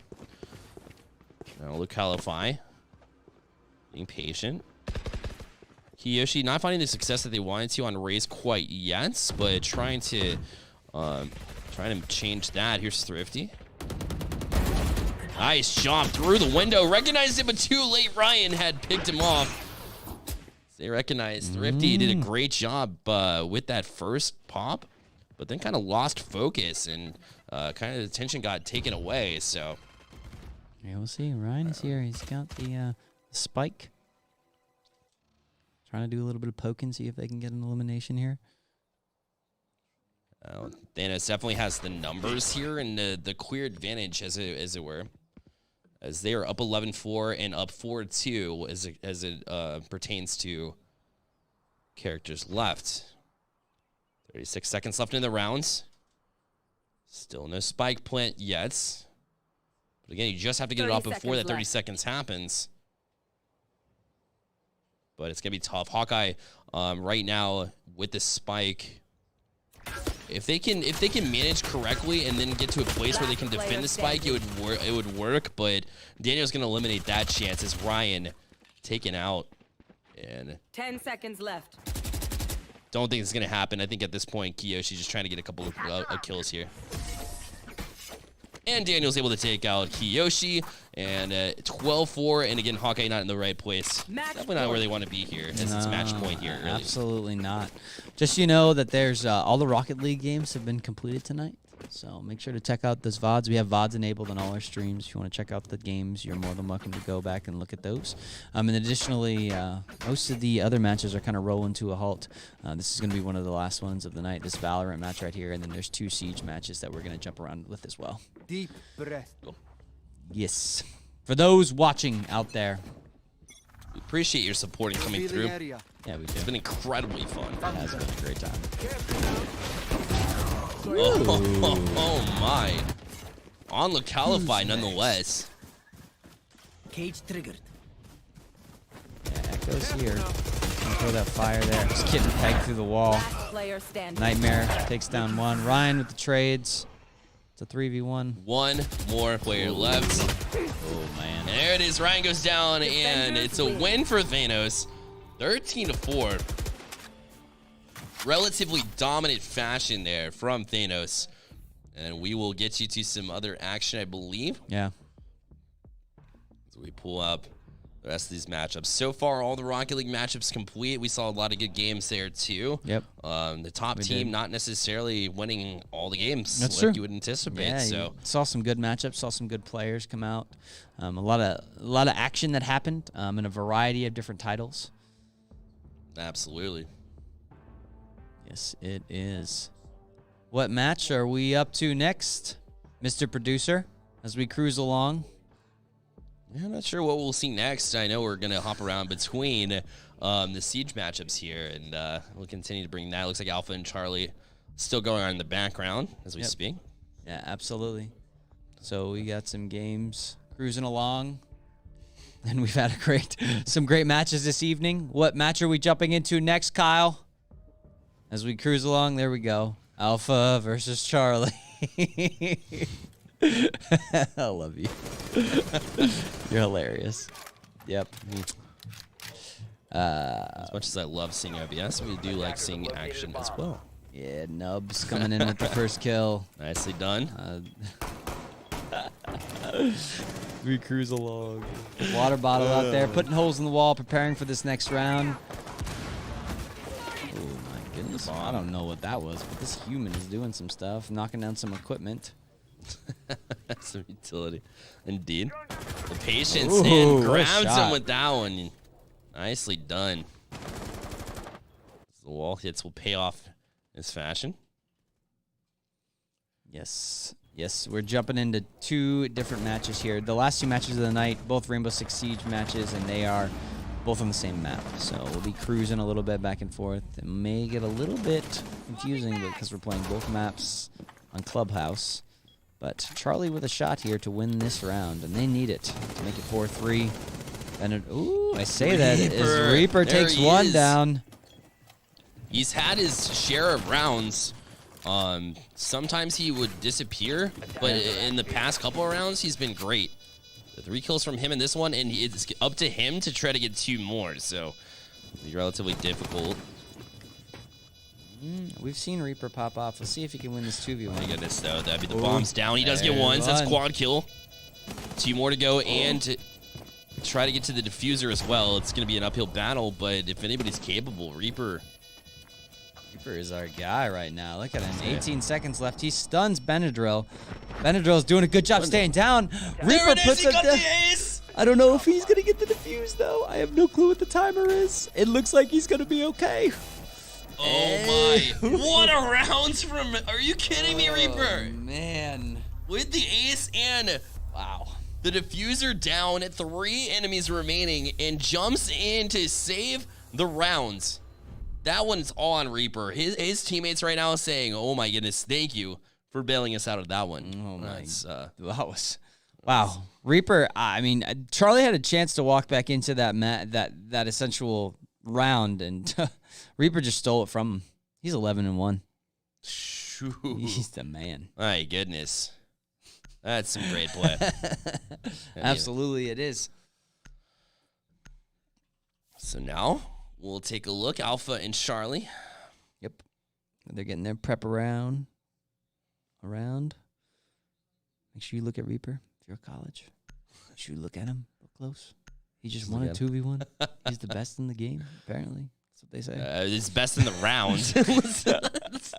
Not going to head ourselves here. Definitely a solid round. There's no doubt. Reaper making things work in his team's favor. That was quite the round to watch, and we were bound to see some more of that action in this one as Alpha with the 5-2 lead in the round. So number 8 underway. That's right. We got our 30 seconds of preparatory. Plenty of time to prep. Plenty of time. Plenty of time. That's right. All good. Setting up the sites.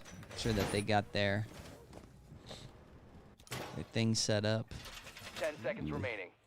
Located a bomb. 5 seconds left of the prep round. 5 seconds to go. Seeing JT find some drones.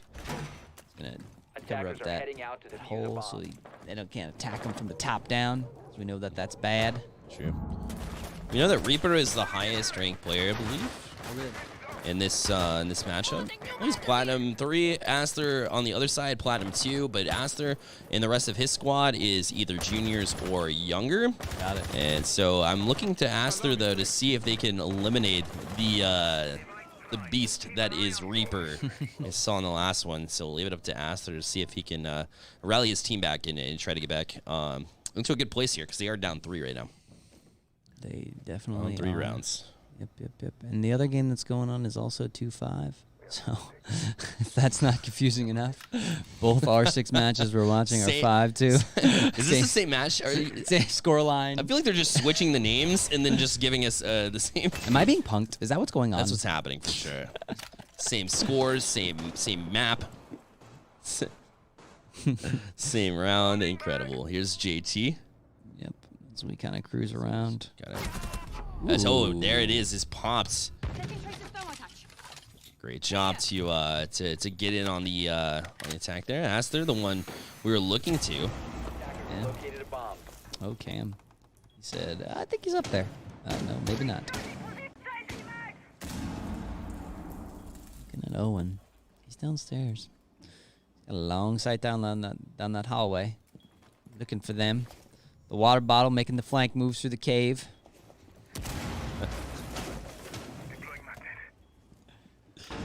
Owen's been outstanding in this one. Yeah. Had maybe one round where things didn't quite go his way, but when he gets one kill, you'll notice that his confidence will build. That's right. Oh man, Human has found his way through this hallway. This is a little bit of opening in their sight, and you're always looking for the openings in Rainbow Six Siege, and it took them about a minute to find it, but they did. Certainly did. Attackers bomb diffuser has And Reaper, great job to hold down, but Benny Drill able to get a Reaper, and Owen returns the favor on Benny Drill. So a couple of trades there, both ways, but more importantly, Reaper out of the picture. It's going to be huge. And Aster, the one that we were calling on, and Human able to finish it up on Water Bottle, and they will take the W. We'll hop right back into Bravo and Foxtrot. Shrimp, the lone one on the attack right now. Yeah. Luckily for him, his team's up 5-2 in this tilt. And we'll see if he's able to pull off some miracle here for his team. And it's going to take a lot here. Yeah. He's looking for a team, if you didn't know. He's the Shrimp looking for a team. LFT. Oh, I don't know if they're looking right at him or what that is. Oh. Getting shot. Yeah, there's not much you can do about that. I mean, Abby was all over that one too. So it's tough to fight your way through that cave right there. Oh my. And well, we are getting close to conclusion here on a what has been a successful night. Oh yeah, it's been a busy night. I'll tell you what. There's been lots of word to describe it, and lots of different games, lots of different skills shown off tonight. It has been a showcase, some would say. What the? Head spinning from the showcase. Alex on the top of his leaderboard, 9 and 6, doing work. Putting in the work, trying to see the returns as Foxtrot will go On the attack this time, they've got Ash, Twitch, Ace, Sledge, and Maverick on their combination. Sledge not a bad pick here either on this map, especially if you want to play vertically to swing on the floorboards and play up and down. Fight your way through the top. I love it. Exactly. It's great. Sometimes you just got to bring a sledgehammer with you to your fight, you know? Why not? Bring a sledgehammer to a gunfight here. I mean, he does it and it's successful, so I'm bringing a sledgehammer from everywhere from now on. You can just use a sledgehammer. That's what I'm saying. Oh, my goodness. So it's been impressive to see this Bravo team kind of fight back because it looked like when we popped into this matchup that Foxtrot was making things work, but then we pop in. They were down to one remaining player, and we'll see if Bravo can keep that momentum and try to swing in their favor because right now they've been struggling. So now, round begins. Yes, it is Raptor here. Oh, he's going for a little bit of a, I don't know if it's a spawn peak, but it's definitely, he's definitely looking outside for sure, and a little bit more of an aggressive spot as opposed to the passive spots we sometimes see. Slay kind of struggling in this one too. He had a strong performance when the stream began, so we'll see if he can get back to a place where he's comfortable. Shrimp doing a really good job too. He was the last one left. Bloom has done some work, but hasn't quite done it. Absolutely, yeah, for sure. And we're about to, in a second, we're going to allow two actual familiar with this game casters pop on and allow them a chance to call the rest of this one. Guys, lots of good entertainment coming up your way. Let's hear what you got. What's up, everybody? We have the Tails Box Turtle duo hopping on to cast these last two Rainbow Six Siege games as we are the familiar Stay Plugged In Rainbow Six Siege casters. So, Box Turtle, we've been producing / adminning this entire massive spin zone tournament, showcase series tonight, and now we're gonna hop on the casting. How you feeling right now? Yeah, we're good. Our voices are warm, to say the slightest, from talking to each other in a Discord call about all this over the past roughly 3 hours, but we are here bringing you these matches. I'm super excited about this. I've been seeing all the amazing 21 matches that have been happening over the past 3 hours or so. Excuse me, it's actually probably more like 60 or so matches across all 4 of the titles that we have. So, you know, I'm super excited to bring you some more matches here, but let's not waste any time. Let's keep going with this matchup. So, of course, Foxtrot looking for just 2 more rounds to take this one down. We see X1 Raptor on that Jaeger roam, trying to take that second floor peak, maybe trying to get an angle on somebody, not quite there. Tails, take us through. You've been a little bit closer on this one from a visual standpoint. What are you seeing here on this one? Yeah, pretty close, pretty back and forth right now. We're in a 4v4 in Bravo and Foxtrot. Plenty of seniors active in this game. As we do get a pick from, I believe, the smoke onto the Ash. The site is the bedroom / gym, and that's an easy kill on that Jaeger. You have to clear a pool table. You need to put a flank drone there, and it's kind of a very odd flank, right? It's not a flank as in they're pushing from behind the attack. It's from below the attack. You can see up through the hatch from billiards on first floor to the gym second floor window, and if you try to vault that, which is very common to get that plant down, as we see another frag come out from Sledge, it looks like, with the frag grenade. But that's a very common angle, then you need a drone there so you understand what to do. But the Sledge is in a 1v2 here, has the diffuser, 8 seconds left, has a decent chance as the Jaeger is now on a traditional flank and trying to get back from sight. If the Sledge can turn this into 2 1v1s, has a chance, but just not enough time at all. You have to make a decision there, right? Yep. We talk about this a lot to a lot of the different teams of like, make a decision, right? You're in a 1v2, you're obviously at the disadvantage, but make the decision. Either am I going to try to plant, am I going to fake plant, or am I going to try to turn this 1v2 into 2 1v1 fights? Totally. Totally. We're swapping back over here onto this other feed. This is going to be Alpha versus Charlie. Alpha just looking for 1 more round win here. Going to hold CCTV. Super easy site to hold, in my opinion, given depending on what characters you choose here. But, of course, this Charlie side, led, of course, by Benadryl and Benny Hanna and company, are going to be looking to make some challenges of their own to try and fight this one back, see if they can actually make something happen to rally back, at least to take this to overtime, to win 4 or 5 straight is obviously going to be a tall order, but nonetheless, it is worth the effort. So here we are, Alpha, going to be looking to try and close this one out here as we get ready for Charlie's attack. Yeah, as you're saying, CCTV/cache is the most commonly favored defender site. It's pretty straightforward. You Getting play aggressive top on the garage. peaks. Woo! They're feeling it. I mean, up 3 rounds right now on a great defensive site. Even if you do lose that early spawn peak, your team is still in a good position to come back and win that, even in a 4v5, just because CCTV is a pretty defender-favored site, to say the least. But, you know, Charlie's going to win 3 in a row. That's difficult. On the attack, on Clubhouse, is very difficult. But Thermite with an early pick onto the Rook, that's huge. With Thermite getting 2, an additional down, and Zafia getting a kill, and Thermite getting another one. This is basically a 1v5 as the Maestro is down in the, what we call corner garage in the competitive community. And so we only have just 1 player left in cache right now, as he does land a few shots onto the Thermite, but this is basically impossible as that last defender, the Wamai, does play that top red area. Benadryl does pick up his kill. Kudos to that Ashe for not stealing the kill, as Ashe was literally touching the Maestro. That could have been just an easy bullet to finish that there, but she was being a great team player, as Thermite just go for it. And Thermite with, I believe, a 3-piece, if not a 4-piece, on that round, and that's the way you start a comeback. Down 3 rounds on, you know, the defender's favorite site, more than likely. You get a 3-piece as a hard breach, and all of a sudden you're like, hey, we're in a great position. But switching right back quickly, we're back on Bravo and Foxtrot. This game is much closer for 4-5 rather than 4-6, as we just saw in the other match. And this is a 5v5 early in the round tail. Just mentioning that the Twitch does pick up a kill on the smoke, I believe, and that's massive, right? Picking a smoke or a Maestro, 2 of the most common anchors on Clubhouse, early in the round with 2, like right now with 2 minutes left, is massive to swing the advantage into the attacker's side. Yeah, you know, like you were talking about in that last one, the positioning on that is so important, and that's exactly what we're seeing here. So same map, obviously going to be a similar hold here, as we see.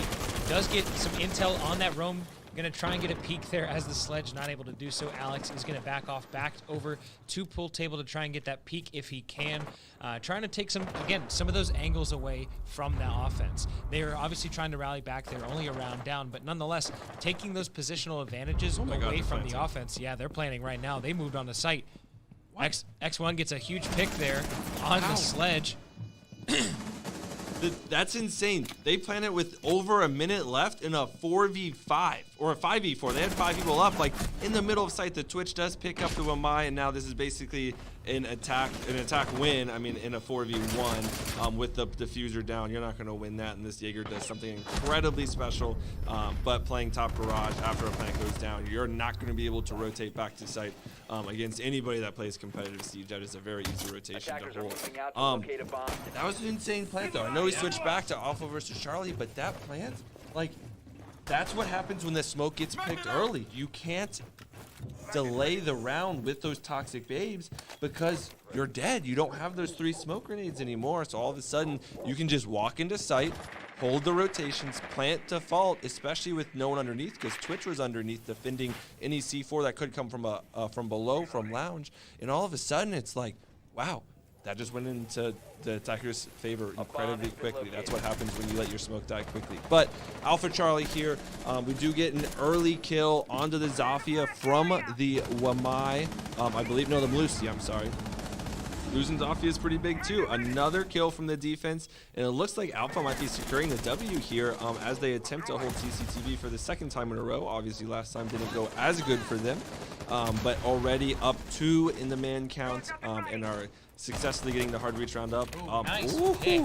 Nice pick by Benadryl, and another one taking down Reaper is... I'm eating my words. Yeah, and we're back to a 3v3. Some huge trades coming out. We're going to see Nate going to try and clear some of that ADS off of this cache wall here to try and make some space.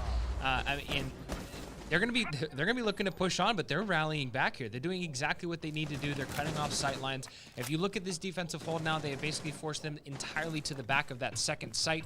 And here they are making their push through garage. Now is their chance to try and make something happen and get a couple picks back.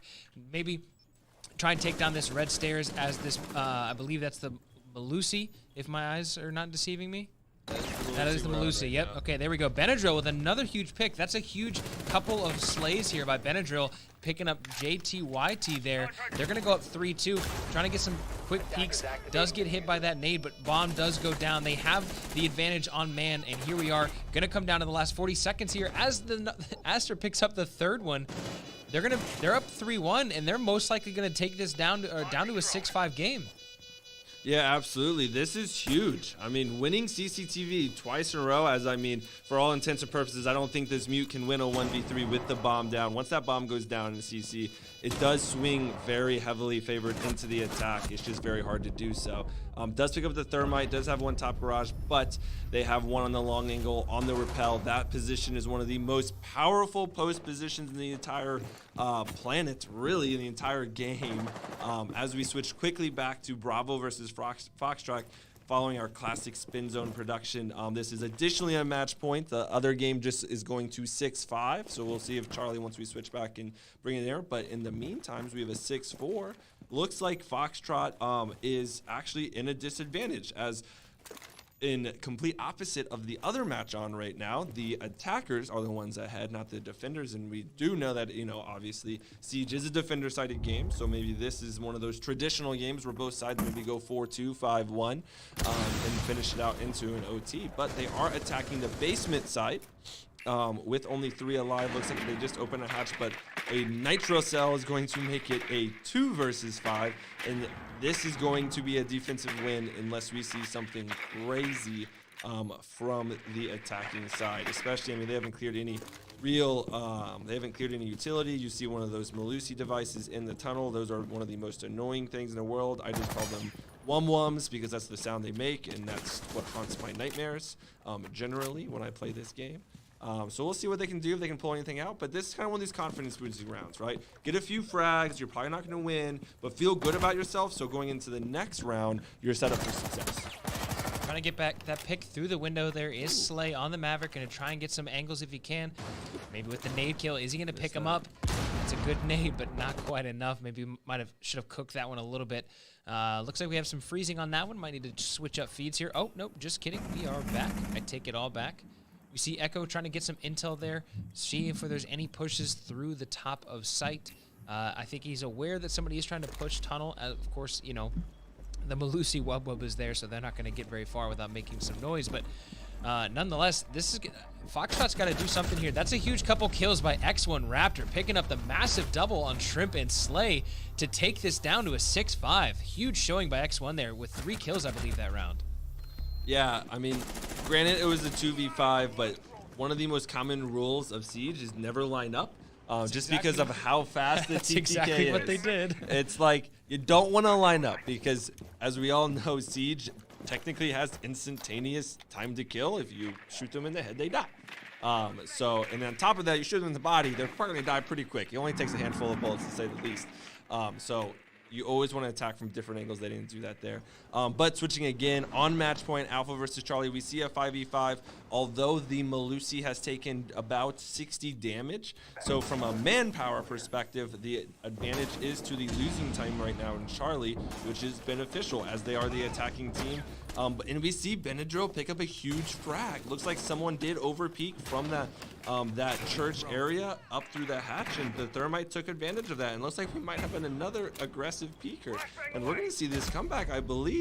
Another attack into blue. The Zofia is playing a very strong position. This is the joystick position of late. About a year ago, joystick on Team Empire was known for these late flanks. As Jackal, obviously Human is playing Zofia here, but same position, same ideology. Go through blue late, and you get them looking into church, into Moto, instead of looking at their flank, and it's an easy kill. Another aggressive play, not punished though. Looks like the Thermite had already dropped from the hatch. It was not able to pick up an easy kill though, but looks like Zofia has control in blue. She needs to figure out that this Capcan is holding her from the tunnel. If she doesn't figure this out, and gets a free thing and the kill. So the Capcan, unfortunate timing, just looked away. Another kill, a 1v5. We're going to overtime. Let's go. This is the way to finish the round.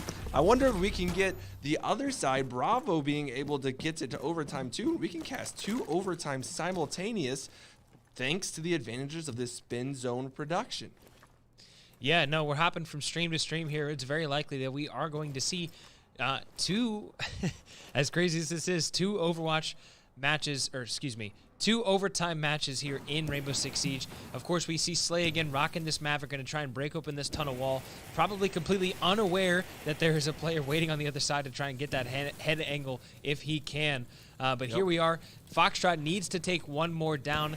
Slay and Shrimp have been leading in some slays, as well as XWZ throughout the course of the event tonight has had a couple massive games himself. So they are, of course, looking to continue that same streak, get a couple picks here on their entry to try and take some advantage in this map. But they are only 1 win away from closing this one out. And if Bravo's able to come back, we are going to see an overtime as X1 Raptor again picking up Slay, has his number. I don't mean to cut you off there, but that angle is a very common old school angle. You see that punch hole at the end of Dirt Tunnel. You actually get an angle all the way to the exterior of that hot tub balcony where you'll see a number of players just punch that. And if you play the game a lot, you know exactly where to look. And usually you're looking directly at a head. And it just takes one bullet and you run around completely unscathed, and no one's covering any kind of basement rotations, just because you're not going to put any attacker in the basement on the attack of bedroom, because it's just way out of position. You just need to realize, like, hey, we should probably maybe put a drone in tunnel or have someone looking at it as we try to Maverick that wall open. But fortunately for the attackers, they do get the wall open, which is massive. But as we say, we would love to overtimes at once. That's the trend we're looking at right now. X1 Raptor again with another pick here. Getting some crazy, taking down Shrimp, and I mean, it's a 1v5. XWZ able to take down one, going to try and, of course, make something happen here in the next 45 seconds, or else, again, we are heading to a second overtime. Yeah, and this is one of the biggest positions in Siege. When you're in a, XV1, right? Whenever you have the man count, just hold your angles. You know where the twitch is. Don't start peeking.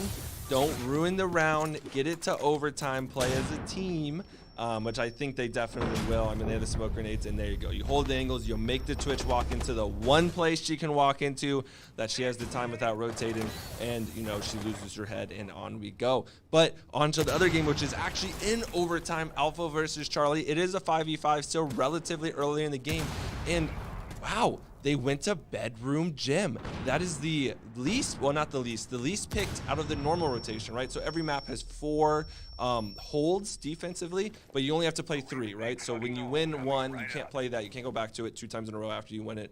It gets locked for 2 rounds, right? So technically, you only ever have to play 3 of the sites, because the 4th site in this map in Bar, you just never play that. It's terrible. Ash picks up an early kill here in the middle of the round onto the Jaeger.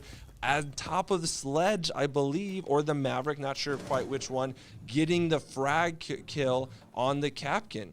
So 6v6, defenders down on a weaker defensive site. Looks like we could get a trade back. Gets one trade back. Can they get another one?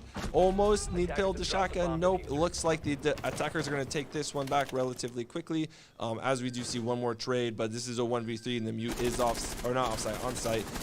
But trying to outfrag the R4C is a tall task, to say the least. And now the attackers have a massive advantage. They get to go on defense and pick this site that they want to, as overtime unlocks all of the sites, regardless of how well you did on those particular sites during the main phase. And we'll see what happens there. But first, we have the first overtime round of the other Rainbow Six game going on right now. Bravo versus Foxtrot. Obviously, we've only seen a handful of rounds from both of them before we, or after we switched from a dedicated perspective. What are we thinking here? Who's going to pull this round? If you had to pick one team right now, Fox Turtle. Yeah, it's got to be the defense. I mean, X1 Raptors so far, I believe, in just the 3 rounds that we've seen them play so far, has picked up, I believe it's 7 kills so far in those 3 rounds. So excellent performance here. We of course seeing some intel come out from Valkyrie on, Crazy on Valkyrie. So of course some things looking to happen there as we see, a little late on the intel, but nonetheless it is coming out. We see this flank drone is going to come out to try and get some angles here on Bar. But honestly, X1 Raptor, if they continue up those same slays, and X1 Raptor can continue to do the same things that he's been doing in the past 3 or 4 rounds. I mean, I see them taking an easy 2-round sweep, but in these next 2, in this overtime setup. Yeah, but granted, Alex died really early there. Obviously, spawn peeking gets picked early by the Twitch, I believe, which has seen some re-emergence into the meta lately due to her just being buffed a little bit. That Twitch drone got a little bit stronger with some recent patches, but super awesome overall. We see a 4v5 coming out here. That Nitro was not the best thrown Nitro I've ever seen in my life. Much better there. It actually sticks to the ceiling instead of just floating across the room. As we see a Maverick try to open the bar hatch. Very, very common use of the blowtorch, especially for the church attack. All you have to do is get those 4 sides out. I think it's like, there's a certain percentage, there you go. You just get 3 complete lines, I'm sorry. As we see another kill come out from the attackers from the Thermite, Shrimp's got some important kills. I will say that. From what I've seen, Shrimp is there when it counts. Echo trading back onto Bloom, though the sledge, that is a big important kill, as now you lose that verticality, right? The other 4 attackers left can't play as well vertically, as they just don't have enough soft reach, right? But we see the Thermite rotating the church wall here, which is huge, as if you open that church wall, you can plant behind the boxes, or the half bar, as I call them, and those are relatively safe planting positions that allow you to plant safely and then cover from bottom stairs from the bar hatch and then hold the cross down a long angle, which is a really great post position. But with an Echo on the board, you get 2 yokais to deny the plants. So if you can sneak this yokai above that half bar, it's going to be very hard to successfully execute. As we see the Thermite attempting to plant here, the yokai could come in here. The worst part here is that it's not going to miss. Those yokais are actually out of position. You have to actually hit the planter with that sonic wave for them to be forced off the defuse. And in a 1v4, Echo's guns, while his gadgets are some of the strongest gadgets in the entire game, are not that, or his guns are not that good. But we see Alpha almost leveling it out. You know, an early round here. The attackers are planting while down around, and I think we're going to see this go the full 15 rounds. But Mozzie does kill the fuse in a 1v2 here. This is completely feasible for the Mozzie to come back. A decent position here. I think the Mozzie has a good bead on where those 2 last attackers are.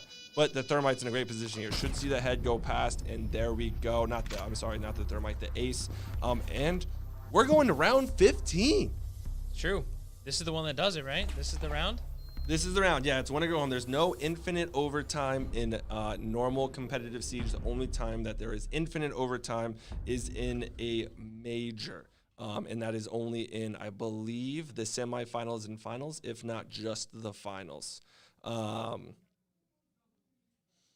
So as we kind of swap back and forth here as much as we can, both these rounds are going to start relatively at the exact same time. So Mr. Producer, my right-hand man, a guy that is much better at production than me, Jaeger, or I think Jaeger, yeah, more or less. Dylan, aka Jaeger, sometimes known as. He's running the stream right now. He's driving, and he's going to switch back and forth as much as possible here for these 2 games that are happening in really the exact same time. I think one's about 20 seconds ahead of the other.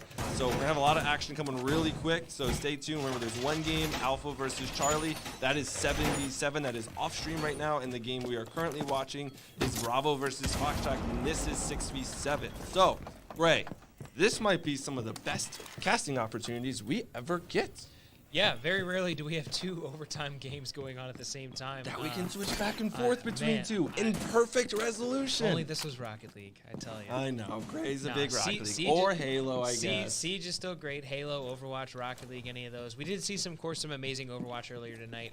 If you guys were tuning in for that, I hope you saw it. There were some amazing students at all grade levels participating in that Overwatch event. So, great to see that. If you have VODs turned on for Twitch, obviously you can go back and check out some of those moments. But here we are approaching this matchup. We see the Montaigne come out. We see Foxtrot's going to be trying to get that Nitro on that Montaigne, not able to do so.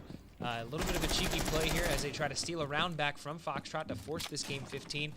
Looking at over at our side screen, we're seeing that it is a 7-7 game still. The attacking side is pushing into garage here. It is a CCTV. No, excuse me. It's a basement hold. Yep.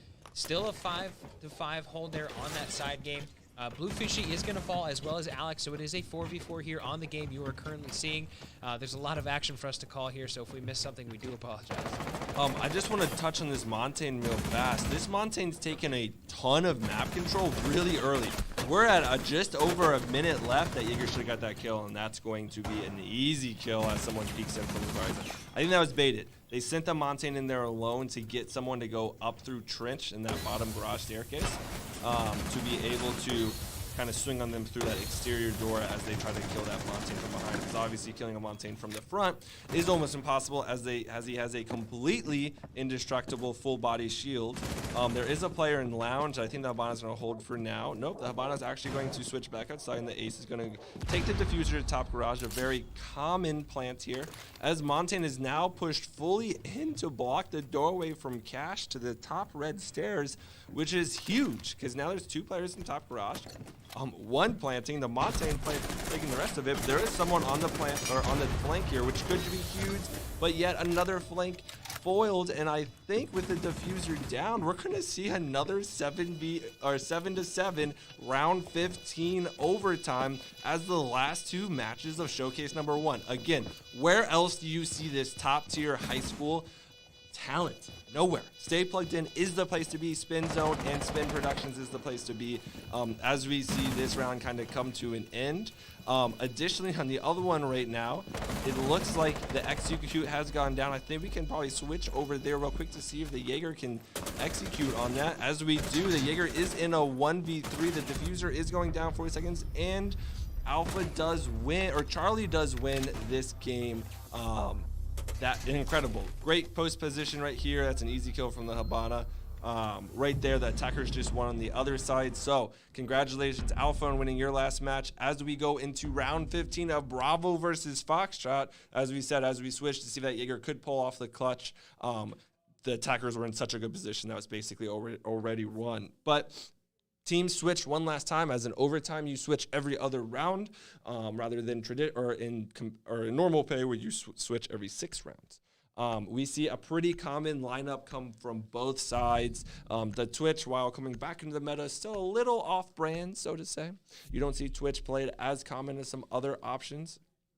But on the defensive side, a very straightforward lineup with a Jaeger, Valk, Malusi, Maestro, and Smoke, and Elect.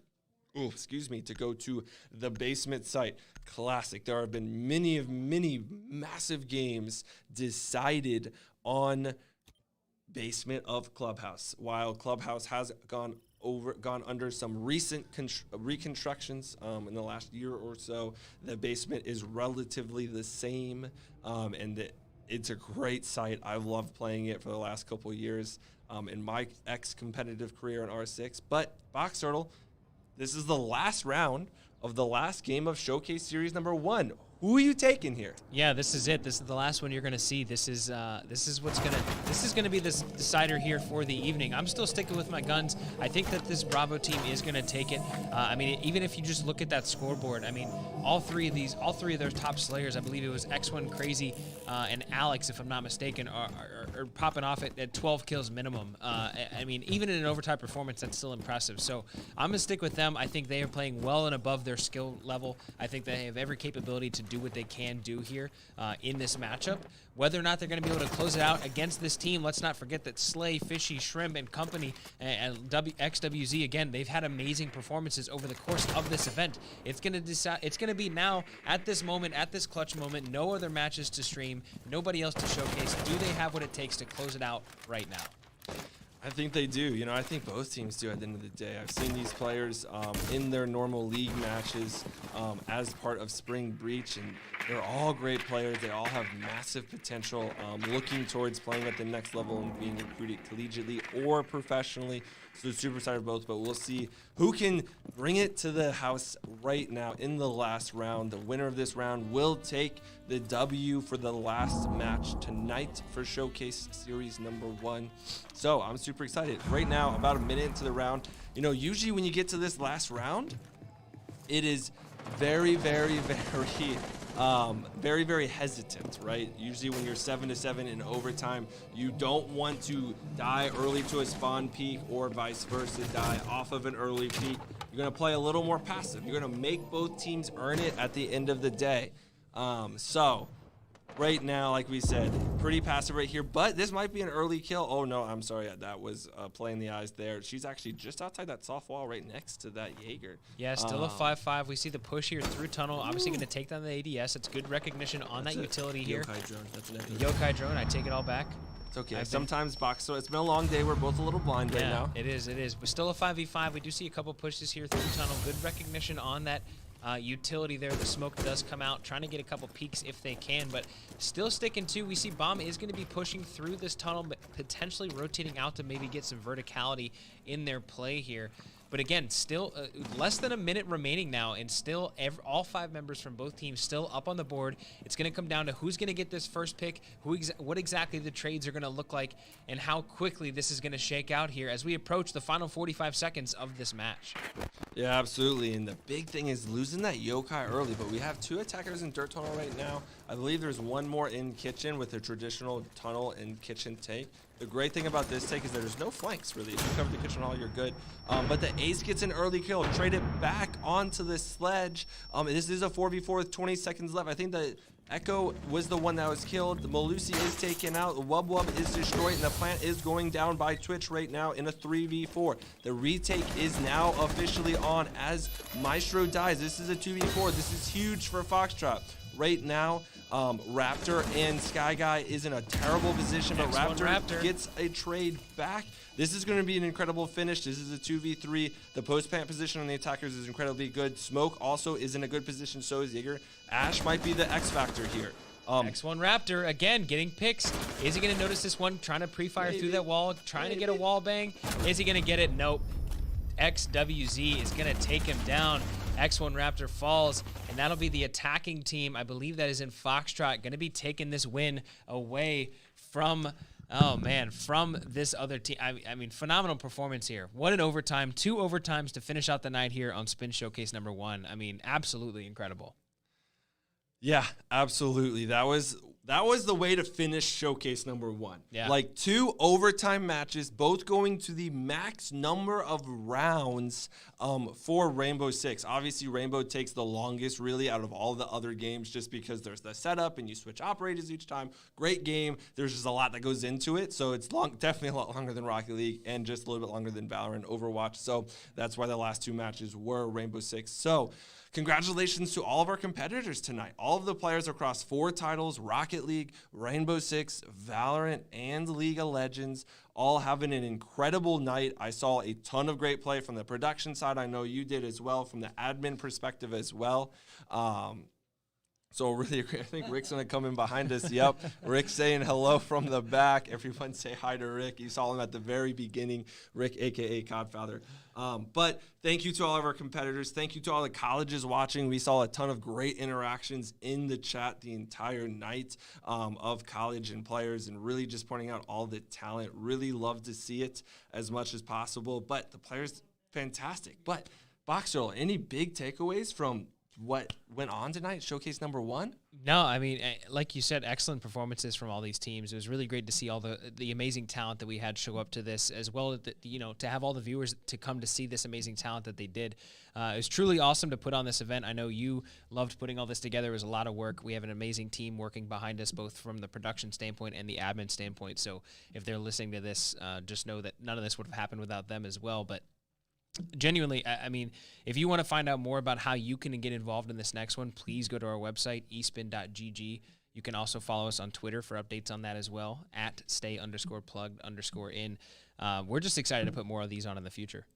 Yeah, we got a couple lined up already. The next one is February 12th, so be on the lookout on Twitter and Discord if you're in any of our Discords for all of those announcements on the website. It'll be all over the place. You won't miss it. Super, super exciting. Also, we have our traditional league play every Tuesday and Thursday. We are live on Twitch on this channel with more traditional streams. We don't do Spin Zone every day of the week, sadly, as much as we'd want to. I think all of us would probably be pretty sleep deprived pretty quick. But awesome production here on the Spin Zone side. And Tuesday, Thursday, you see matches from our league play, Rocket League, Rainbow, Valorant, Overwatch, and League of Legends are starting soon in the next week or 2. So super exciting stuff. So follow us, like you said, on social media. And other than that, I think that is all we have for the rest of Showcase #1. Any parting words, Box Turtle, before No. I wrap it up? It was a pleasure to have you all here. We really hope to see you on the next one. And as always, guys, remember, stay plugged in.